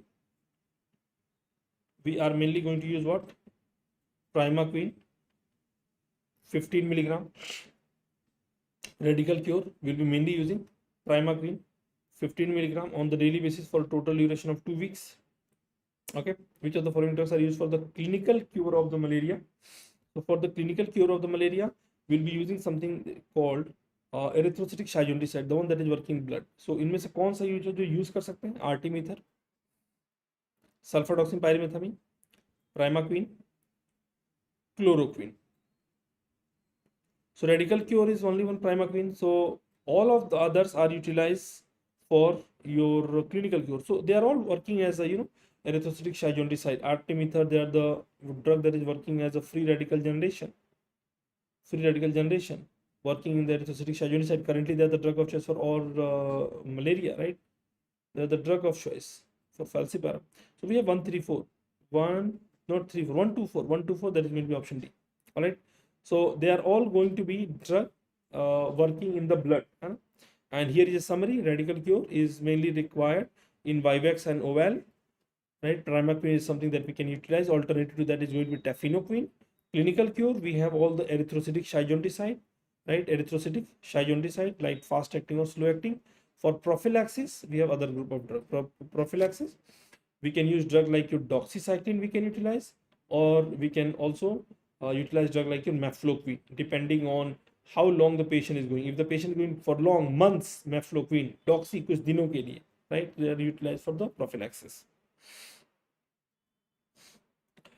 Erythropoietin is primarily utilized in the treatment of what? Nutritional anemia. You have to supplement the nutrition. CKD related anemia, myelodysplastic syndrome related anemia, or thrombocytopenia. See, thrombocytopenia के लिए we don't use erythropoietin. No, thrombocytopenia के लिए we use interleukin 11 agonist. The next potential MCQ. The name of the drug is called oprelvecin. What is the name of the MCQ? I mean the question. Oprelvecin. Interleukin 11 agonist. Oprelvecin 11 interleukin. Oprelvecin. Okay. Then thrombopoietin receptor agonist. Thrombopoietin receptor agonist. That is going to be romiplastim. It is going to be what? Romiplastim. They are going to be platelet stimulant. Romiplastim. L-thrombopag. Romiplastim. L-thrombopag. That is going to be thrombopoietin ka agonist. Peg. L-thrombopag, ava-thrombopag, lushu-thrombopag, ava-thrombopag, lushu-thrombopag. They are all going to be peg volatile. They are the thrombopoietin receptor agonists. All right. So erythropoietin is primarily utilized in the treatment of CKD related anemia, chronic kidney disease, CKD related anemia mainly. Okay. CKD related anemia primarily we use erythropoietin, darbepoetin, epoetin and darbepoetin. The name of the agent is going to be epoetin, darbepoetin. Right, they are utilized mainly in CKD related anemia. Which of the following statement is true about pharmacological relationship between imipramine and diphenhydramine? What is imipramine? It is going to be a TCA, tricyclic antidepressant. What is diphenhydramine? It is going to be H1 antihistaminic drug, which is first generation, H1 blocker first generation. Diphenhydramine. Imipramine inhibit diphenhydramine action. Diphenhydramine action, they do not actually. Diphenhydramine inhibit, no. Both have anticholinergic, yes. TCA also have anticholinergic property and they also have anticholinergic property. They both are having anticholinergic. In fact, first generation antihistaminic drug are also having a lot of anticholinergic property. Likewise, TCA is also having anticholinergic property, causing dryness of mouth, constipation as an important side effect. Anticholinergic property can lead to side effect like dryness of mouth. They can also lead to problems like blurred vision, dryness of mouth, blurred vision, constipation. So whenever you prescribe any patient drug from the TCA, you would get these kind of side effect on the regular basis. They can even lead to even urine retention due to anticholinergic. They are not norepinephrine reuptake inhibitor. The anticholinergic side effect would lead to multiple side effects that has been enlisted here. Which of the following drug is most teratogenic? May 2025. Very simple question. Most teratogenic and associated with the neural tube defect when given during pregnancy, that is going to be valproate, associated with spina bifida. Spina bifida, most teratogenic. Methotrexate can also lead to multiple neural tube defect, but most teratogenic is going to be valproic acid. Okay, most teratogenic is actually going to be your valproic acid.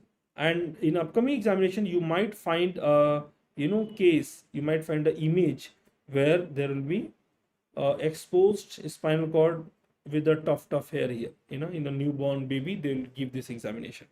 All right. Phenytoin can also cause teratogenicity. They can cause fetal Hayden-Toyne syndrome. Fetal Hayden-Toyne syndrome, where the patient is having feature like cleft lip and palate. तो इस question का ध्यान रखिएगा. Cleft lip and palate, microcephaly. They might give you the description and ask which anti-epileptic drug is causing this one. Cleft lip and palate, microcephaly, thin upper lip, short phalanges, thin upper lip, short phalanges. All these are the important, side effect of the phenytoin, that is called fetal Hayden-Toyne syndrome. They are the teratogenic effect. All right.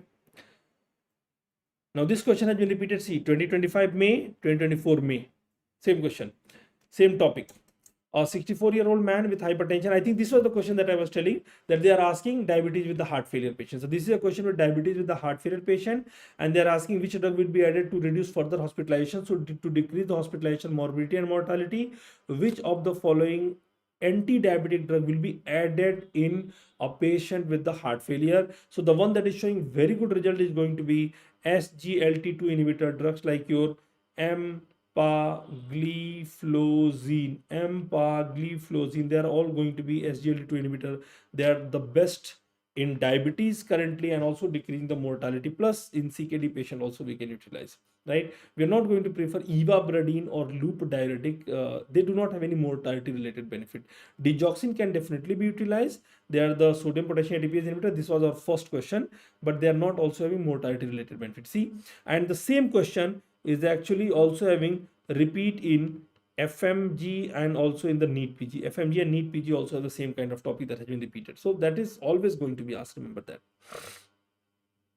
Which of the following is false regarding bempedoic acid? Now, question like this is directly asked from the textbook. Believe me, no notes can solve. I guarantee no notes can solve this kind of question. This is only and only solved on the basis of textbook line. This was the question that was asked. Textbookish line. We do not study the structure. We do not study their classification completely. है ना, कि क्या है ये, है ना? But this question has been asked directly from Goodman-Gilman. It is a dicarboxylic acid, non-competitive inhibitor. They are asking which of the following is false. No, they are asking which of the following is false. It inhibits cholesterol biosynthesis definitely, and we can add them with the statins. Can we use the statins, and also can be added with the bile acid sequestrant.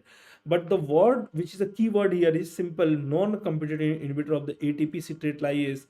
That is going to be your the correct answer. That means they are the competitive inhibitor. They are going to be the competitive inhibitor. ठीक है, competitive inhibitor. नहीं, बहुत सारे बच्चे फिर इसमें confuse होंगे ना कि डाइकार्बोक्सिलिक एसिड है कि नहीं है.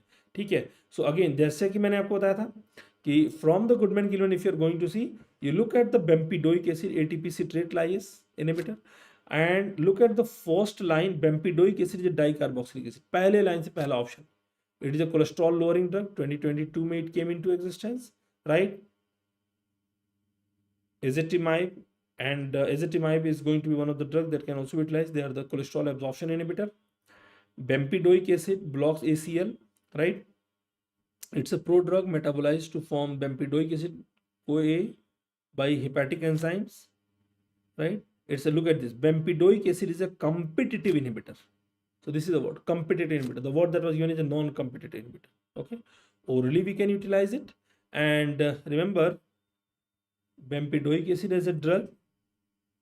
Bempedoic acid is a drug. It can be utilized along with statins as well. See, cholesterol in the bempedoic acid, cholesterol lowering are thus additive with those statins. So statins के साथ also we can utilize them. Okay, so they are a dicarboxylic acid. This line is not given anywhere. All right. So correct answer for this one is going to be a non-competitive inhibitor. It's actually a competitive inhibitor. So you have to find a false statement.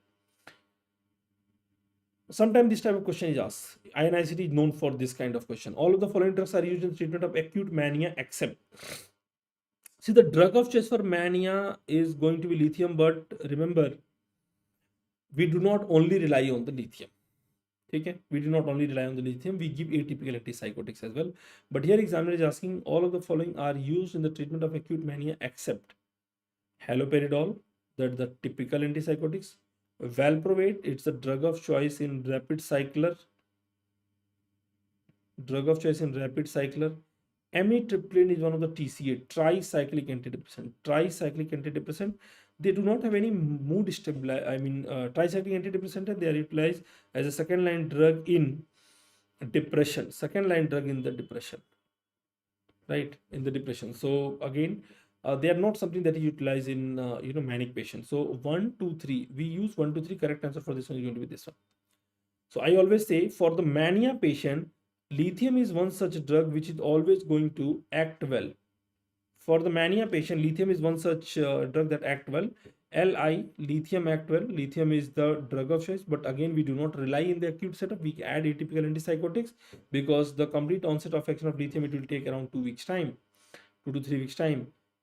A stand for atypical antipsychotics, carbamazepine, topiramate.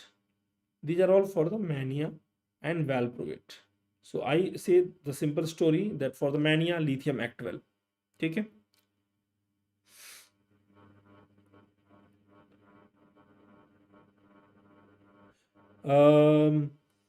कोई NEET UG वाले student पूछ रहे हैं कि 15 दिन में, yes मेरे according बिल्कुल रिवाइज कर सकते हैं आप।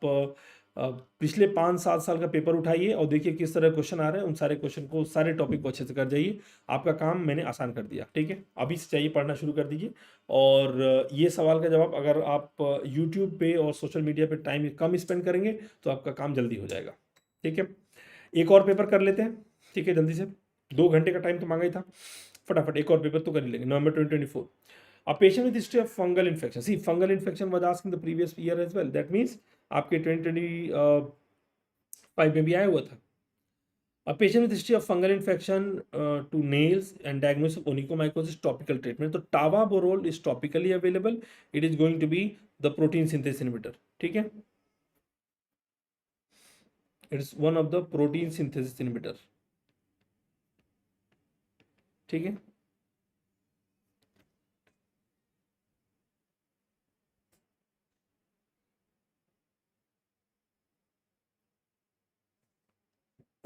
अच्छा, इसका बोल रहे हैं all of the following drugs are used in the treatment of mania except. हाँ हाँ हाँ, नहीं ये क्वेश्चन गलत होगा। इन दैट केस सिनेरियो तो इसका कोई सेंस ही नहीं बनता है ना। ये एक्सेप्शन यहाँ पे नहीं होगा because it is having multiple correct answer.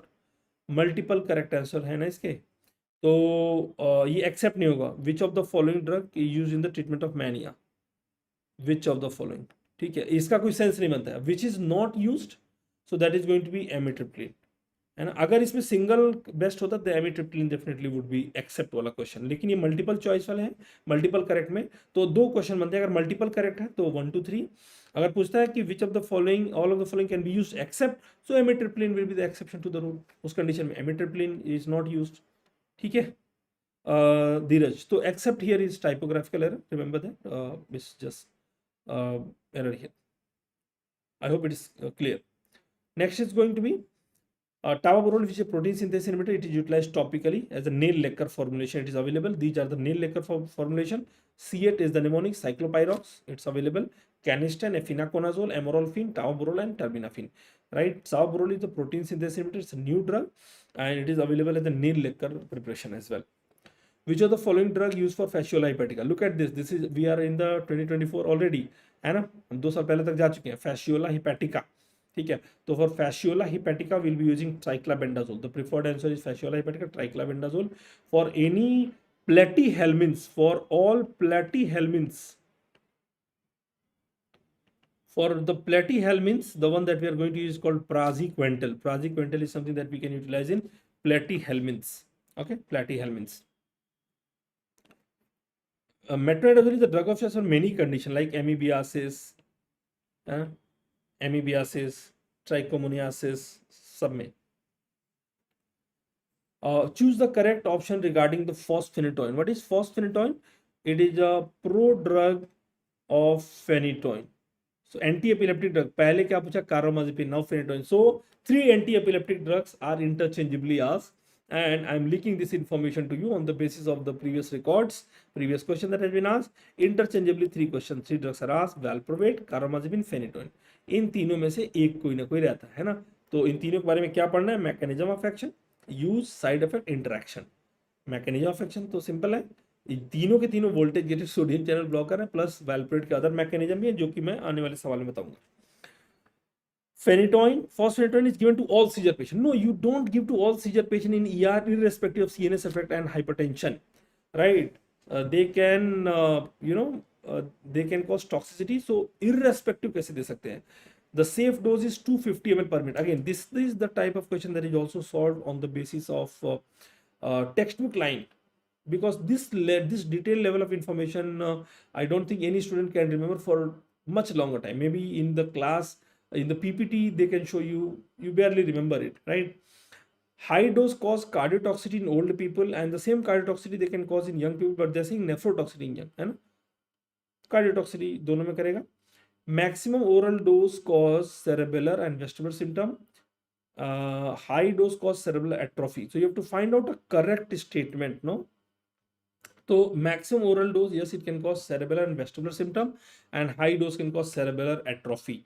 Let me show you. This is again Goodman-Gilman, and here it is showing acute oral overdose primarily leads to cerebral and vestibular symptom, and further high dose can be associated with marked cerebellar atrophy. They can be associated with cerebellar atrophy. Okay. Then look at this. The complication can be minimized by administering phosphonatoin at a dose less than 150. But आपके option में क्या था 250, 250 नहीं 150. Okay. Although cardiac toxicity occur more frequently in older people and in those with known cardiac disease, it can also develop in young people. मतलब cardiac toxicity सब में हो सकता है when we give phenytoin or fosphenytoin as a drug. Fosphenytoin is it's a prodrug. It's a water soluble prodrug of the phenytoin. Okay. Toxic effect associated with the chronic treatment are primarily dose related. Cerebellar, vestibular symptom include CNS, behavioral changes, seizure episode, so that means CNS toxicity is also there, and gingival hyperplasia, another very important. Image is going to be asked in the upcoming examination, that is with the phenytoin or fosphenytoin. Osteomalacia is also something that can be asked. Okay, correct answer for this one is D. Next, which of the following is false about thiopentone? It's a drug showing high redistribution.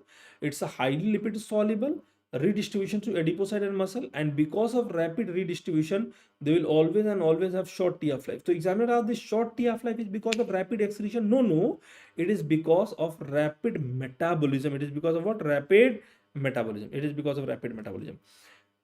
Has maximum concentration in brain after IV infusion. It has low duration of action because maximally excreted. No, low duration of action because they are rapid redistribution. That is the reason. Rapid redistribution. The concept here is redistribution rapid. Hai na?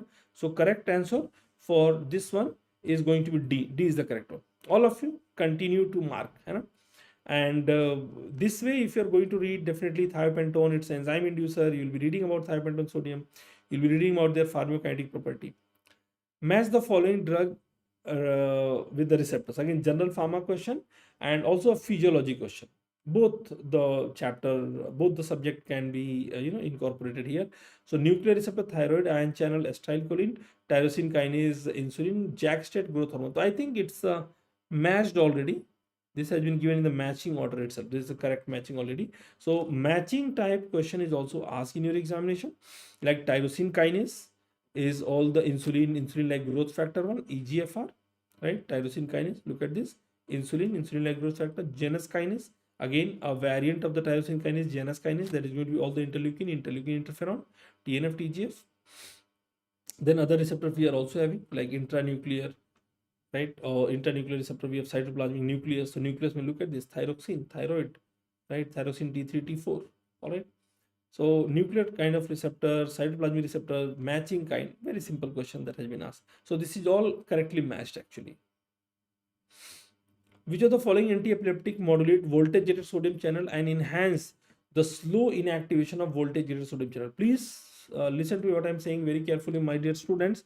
When you read the INICET question, please don't be in hurry.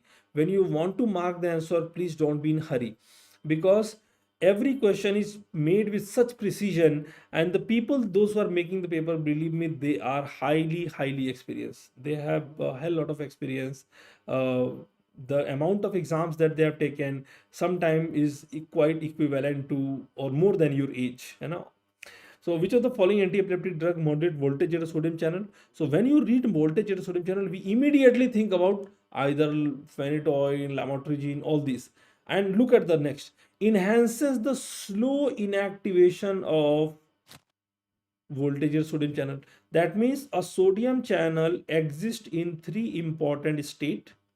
One is called open, then it is going to be inactive, and then it is going to be in the closed state, and then it will again go back to the open state, right? So we have open, OIC, open, inactive, close, OIC, open, inactive, close. Which of the following anti-epileptic drug modulate? So they are saying that there is going to be slow inactivation. That means inactive stage may it will be for the prolonged period, slow inactivation of voltage in the sodium channel. So inactive stage it for longer time. So that is only one drug that is showing this property is going to be lacosamide. Another mechanism that has been explained here is going to be CRMP protein inhibitor, lacosamide. So correct answer is lacosamide, right? I think many of you are marking C also as an answer here. But I hope all of you guys have got this one, why it is not the correct answer. Okay. All others are voltage gated sodium channel blocker, but the one that is causing slow inactivation of voltage gated sodium channel is lacosamide. Look at this. Lacosamide is the first anti-seizure drug to enhance the first line itself is the answer. Enhance the slow inactivation of voltage gated sodium channel. That's it. Although it has shown to have some CRMP protein inhibiting property, but how it is working not very clear. But we don't have any separate drug as a CRMP. This is the only drug that we have. Which of the following drug act by inhibiting CD4 cell receptor? So CD4 cell receptor and can be used also for CCR5, CXCR4 tropic HIV virus. CD4 cell receptor inhibitor, there is only one drug that we know is called Ibalizumab, CD4 cell receptor. Maraviroc, it is going to be Maraviroc. Maraviroc, it's going to be entry inhibitor by targeting GP41 at the virus. By targeting GP41 at the virus. Right, Emprenavir, dolutegravir, it is going to be integrase inhibitor. Emprenavir, it's going to be protease inhibitor. All right, Ibalizumab is the correct answer for this one. Which of the following can lead to fall in the diastolic blood pressure? So one question from autonomic nervous system, especially with the fall or decrease in the heart rate, they will be asking. So diastolic blood pressure again will fall due to what? Loss of sympathetic outflow. If the sympathetic outflow will be lesser, the vasoconstriction will not take place. So again, loss of sympathetic outflow from lumbar region, they can cause fall in diastolic blood pressure. Alpha blockade, beta agonist, beta 2 antagonist. Alpha blockade would actually lead to vasodilatation. They can also lead to fall in the blood pressure. So I think 1 and 3 will be the correct one. 1 and 3 is the correct one. Yes. B is the correct one, not 1, 3 and 4. Beta 1 agonist will not cause fall in the diastole. Beta 1 is mainly present on the heart. So they will increase the heart rate. Force of contraction will increase.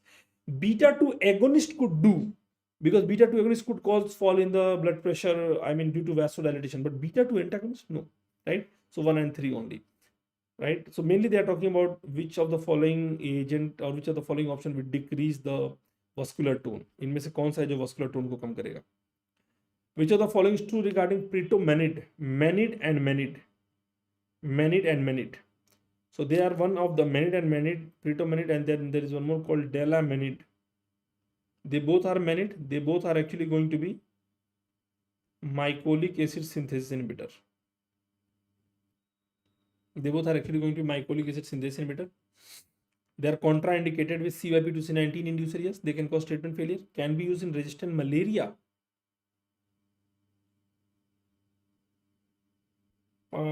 Okay, can be used in resistant malaria. We don't use them in malaria. This is a drug for drug resistant TB, right? Not for malaria. Approved in XDR TB with bedaquiline. So yes, they are approved for this. Act by ATP synthesis. No, ATP synthesis inhibitor will be a drug that is called bedaquiline. Bedaquiline, right? Bedaquiline. So if you are going to see, there can be two possible answers: C and A. But CYP2C19 inducer, pretomanid, has relatively less drug interaction with the CYP2C19 interaction inducer or inhibitor. Therefore, the one that is having single best answer is going to be here. That is going to be C, approved for drug resistant TB, right? With the bedaquiline and linezolid. So we give the therapy that is called LLB linezolid, right? Linezolid. That is something among group 1 drug, linezolid, levofloxacin, and bedaquiline. Right, and if you have heard about something called your BPALM regimen, BPALM, so B stand for your bedaquiline, P stand for pretomanid, L stand for your linezolid, and M stand for moxifloxacin. This is the recent one. Earlier it was BPAL, but now according to recent guideline, it is BPALM regimen. Okay. Now this is another question that has been asked 3-4 times, and same question, they have put the arrow different position. Like sometime they put the arrow here. So there is a transporter called GAT, and they ask which drug is working at the GAT. In upcoming examination, I mean in the previous to this, they put a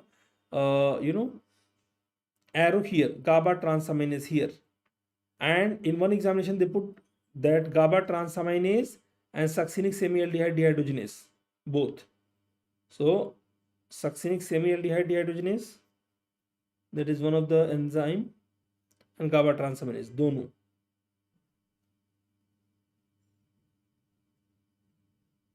Right?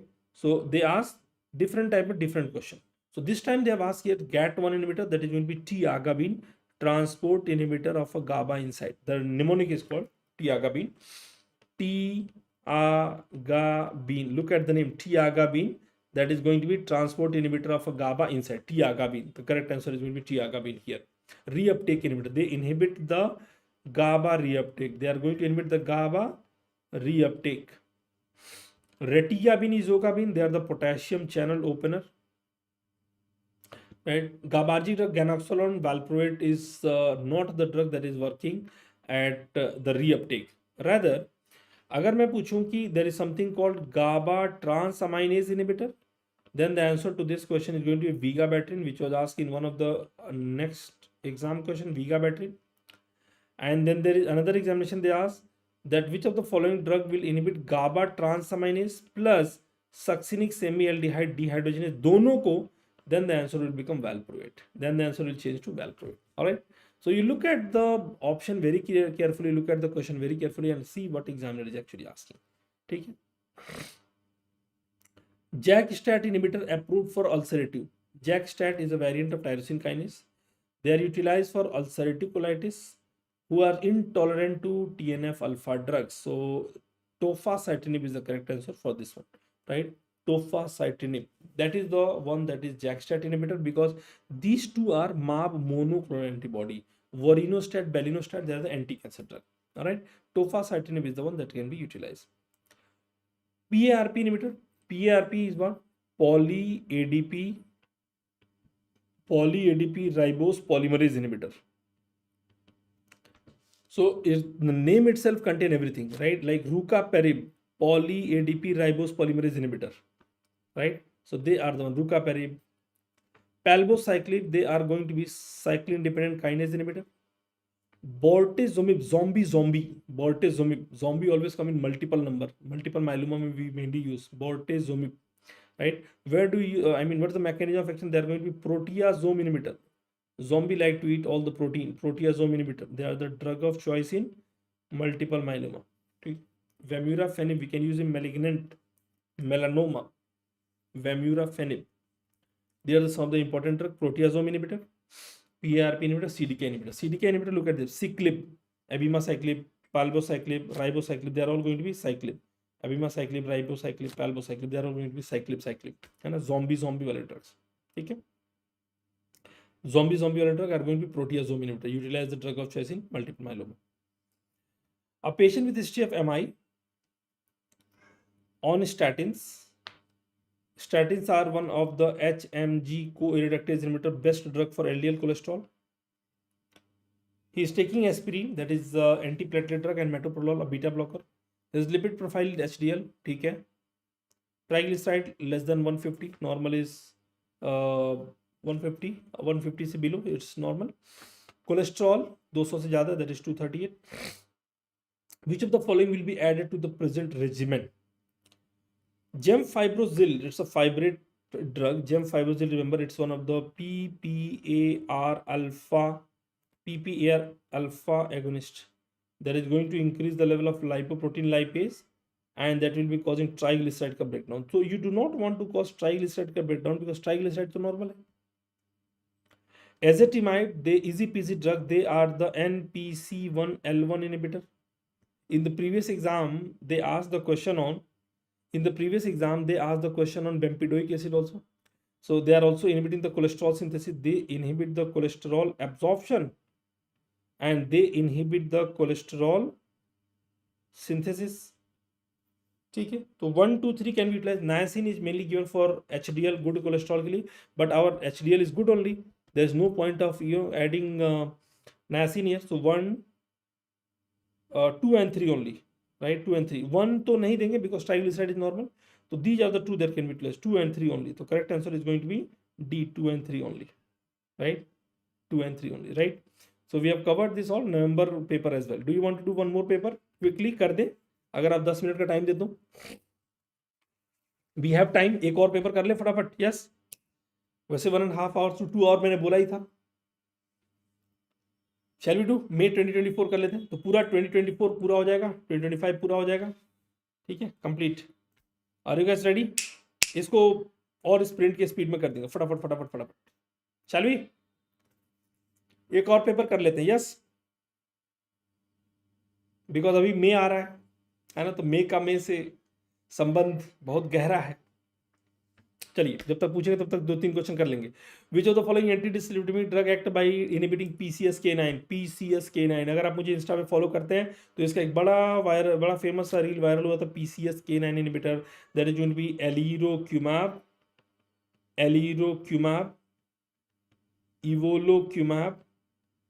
इवोलोक्यूमाब, and other one is called your inclisiran,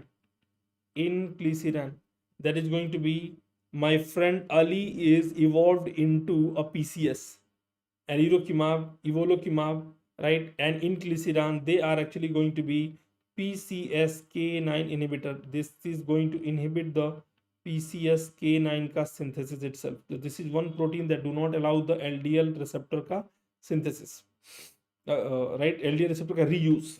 They do not allow the LDL receptor reuse. Who do not allow? That is going to be PCSK9. So lomitapide, ezetimibe, evolocumab, and bempedoic acid. Which of the following PCSK9 inhibitor? So among the given choices is going to be evolocumab. Lomitapide, it's going to be MTP inhibitor. Ezetimibe, easy PG drug. Ezetimibe, it's a easy PG drug, that is going to be NPC1L1 drug. NPC1L1, they inhibit the cholesterol absorption. And adenosine citrate lyase, ACL, right? Citrate lyase, adenosine triphosphate citrate lyase, ACL inhibitor.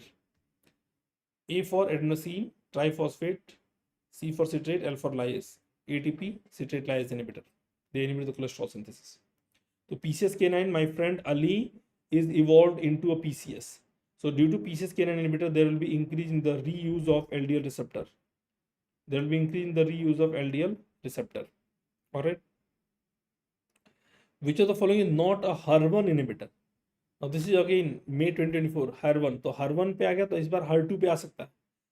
HER2 new, please to remember, HER2 new positive breast cancer में we have a drug that is called trastuzumab, pertuzumab.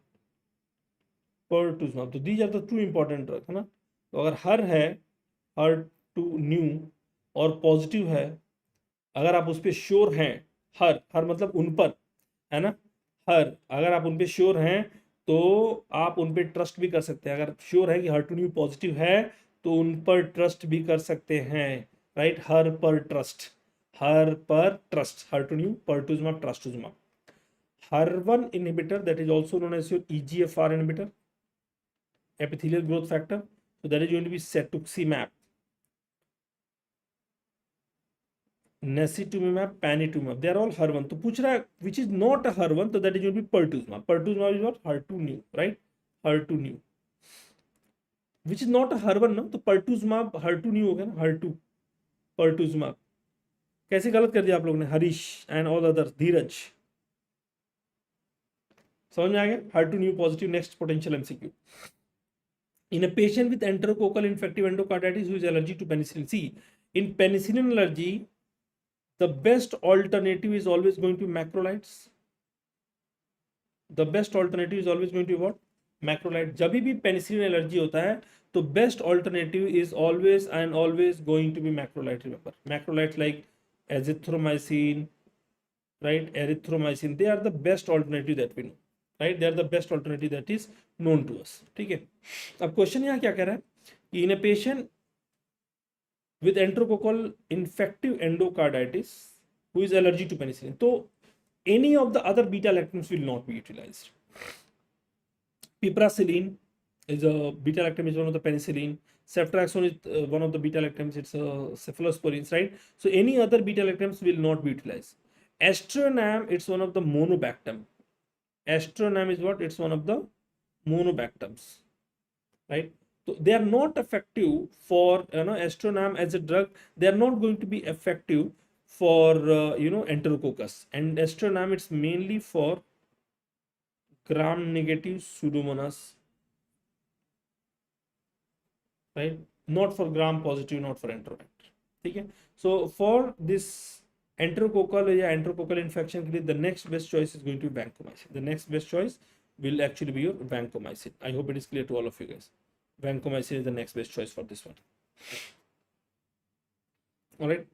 Which of the following anticoagulants needs monitoring? Fondaparinux, they are the low molecular weight heparin. Fondaparinux, that is going to be ultra low molecular. They target 10A only. Dabigatran, direct thrombin inhibitor.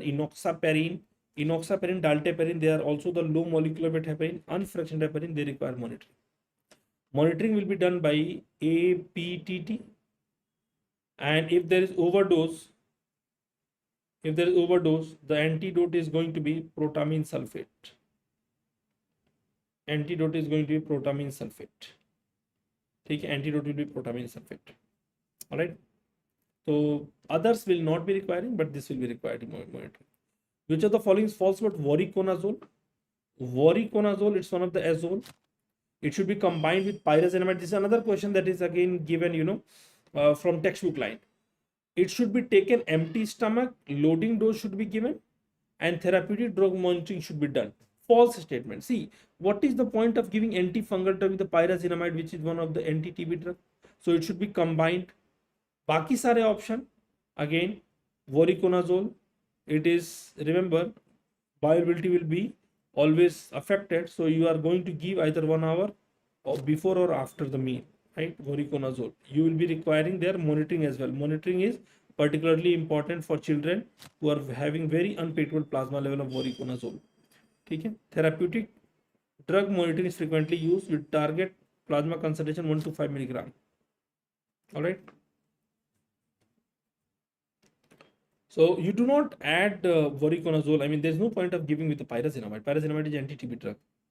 Cannabinoids, cannabinoid वाला फिर से आ गया, are not given in which of the following condition, है ना? Cannabinoid is not given in which of the following condition. So what's the answer to this one? Who can tell me? Cannabinoid, remember guys, it's not given in, right? It's not given in Rett syndrome, right? It's not given in Rett syndrome. Remember that. It's not given in Rett syndrome. बाकी tuberous sclerosis उन सब में हम use कर सकते हैं. It's not given actually in Rett syndrome. Remember that. Actually ये इसके पहले आई थिंक अराउंड 2021 के आसपास में एक ड्रग आया था, सिंपल पूछा था, trofinetide. Trofinetide is a new drug that has got, नहीं 2021 नहीं 2023, नॉट 2023 में ही आया था, वन ऑड नंबर मुझे याद आ रहा है, ये 2023 के आसपास में ये अप्रूव हुआ था और उसी समय ये आ गया था कि trofinetide is a drug that is approve for which condition, तो again that is going to be Rett syndrome. 2023 में उसी समय अप्रूव हुआ था और उसी समय ये क्वेश्चन पूछ भी लिया गया था. ठीक है. Tuberous sclerosis, Dravet syndrome. Dravet syndrome, the drug of choice is going to be valproate. A specific drug for this one is going to be styripentol. And I say that Dravet syndrome sounds like a famous cricketer Dravid, and we want to see Dravid on the strike. Styripentol. Dravid को strike पे देखना है, styripentol. Right? Lennox-Gastaut syndrome, the drug of choice is again going to be valproate. Valproate. A drug that has recently got approved for this one is going to be, right, a drug that recently got approved for Lennox-Gastaut syndrome. And tuberous sclerosis का drug of choice कौन सा होगा? Tuberous sclerosis with infantile spasm. उसके लिए the drug of choice is going to be Vigabatrin. Vigabatrin. ठीक है, Vigabatrin. एक new drug इसमें आया है जिसका नाम है क्लोबाजाम. Clove.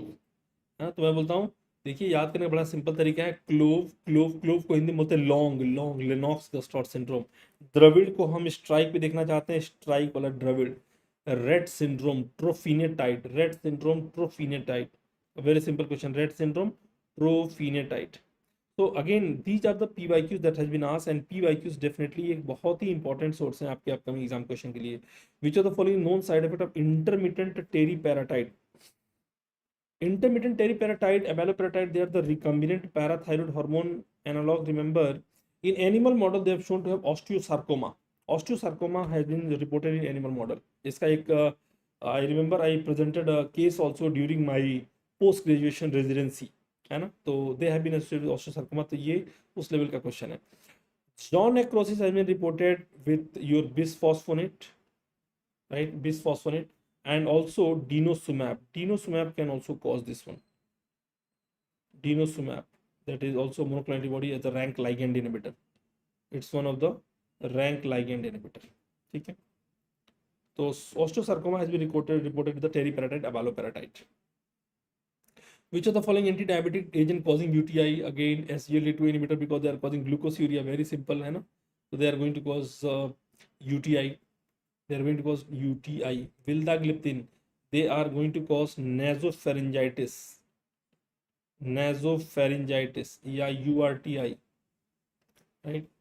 Pramlintide is one of the amylin analog. It's one of the amylin analog that is going to cause weight loss, pancreatitis.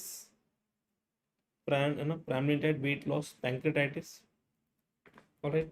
Diabetes में two diabetic drug that has been associated with cancer. तो दो ऐसी दवाइयां हैं जिसपे question आते हैं.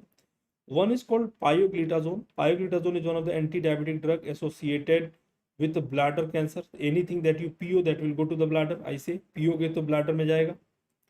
Then GLP-1 analog like liraglutide. आजकल आपका फेवरेट ड्रग जो वही सीमाग्लूटाइड वगैरह जो चल रहा है ना. GLP-1 analog like liraglutide, lixisenatide, all these glutide, तो मैंने क्लास का नाम ही लिख दिया. They have been associated with medullary carcinoma of thyroid.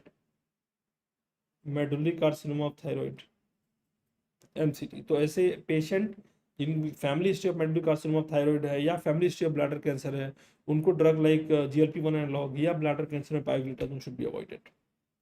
Which of the following is correct regarding diuretics and its site affection? I think this is very unimportant kind of topic. Carbonic anhydrase, PCT, azides, collecting duct. It's actually working at the distal carotid tubule, early part of DCT by targeting NaCl co-transporter inhibitor. Mannitol TCT पे काम करेगा. That is also wrong. Mainly mannitol is going to work at the PCT and loop of Henle. Spironolactone, they are working at the collecting duct. So I think you have to find out correct. So carbonic anhydrase proximal carotid tubule. That's a very simple question. Okay, the very simple question is going to be A. Next, which of the following agent is used to rapidly reverse the effect of rocuronium? I think ये question भी देखिए repeat question है. It's a repeat from May 2025 के आसपास में, right. रॉक्यूरोनियम, वैक्यूरोनियम. तो उस समय पे पूछा था कि रॉक्यूरोनियम ऑप्शन में, सुगामाडेक्स ऑप्शन में नहीं दिया था. Sugammadex is a specific drug that is mainly going to, sugammadex is going to be a specific drug that is mainly going to slow down the absorption, and it will chelate, inactivate and promote its excretion. So for rocuronium and vecuronium, they are the specific agent to reverse the action of rocuronium, vecuronium. अगर ये नहीं option में, तो alternative to this is going to be neostigmine. Alternative to this is going to be neostigmine, and which drug is added with the neostigmine? That is going to be atropine. All right, so this will be everything with our today's session of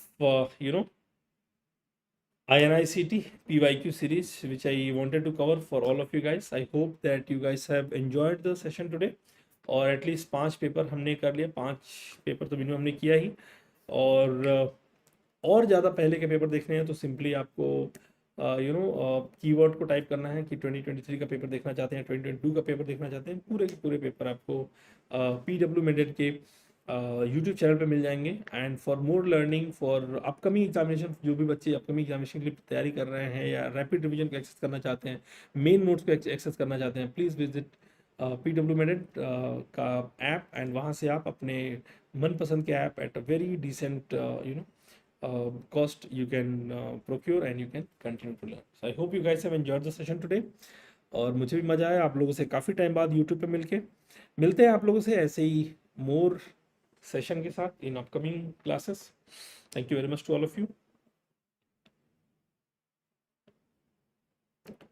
alright, तो ये हमारा INICT PYQ से pharmacology का यहाँ पे खत्म होता है। अगर कोई डाउट रहता है तो please feel free to reach out. I am easily available on all the social media platform, search करोगे आसानी से मिल जाऊंगा, ठीक है। यूट्यूब वाली चीज़ें हैं free of cost of course हैं, बट जो कॉस्ट है वो ऑलमोस्ट फ्री के जैसा ही है। तो it's compare to what you are learning is nothing what you are spending। so आप एक बार जाइए, आप कभी निराश होकर वापस नहीं आएंगे, ठीक है। चलो bye bye to all of you guys, enjoy your evening, मिलते हैं आपसे अगले सेशन में, बाय बाय, गुड नाइट।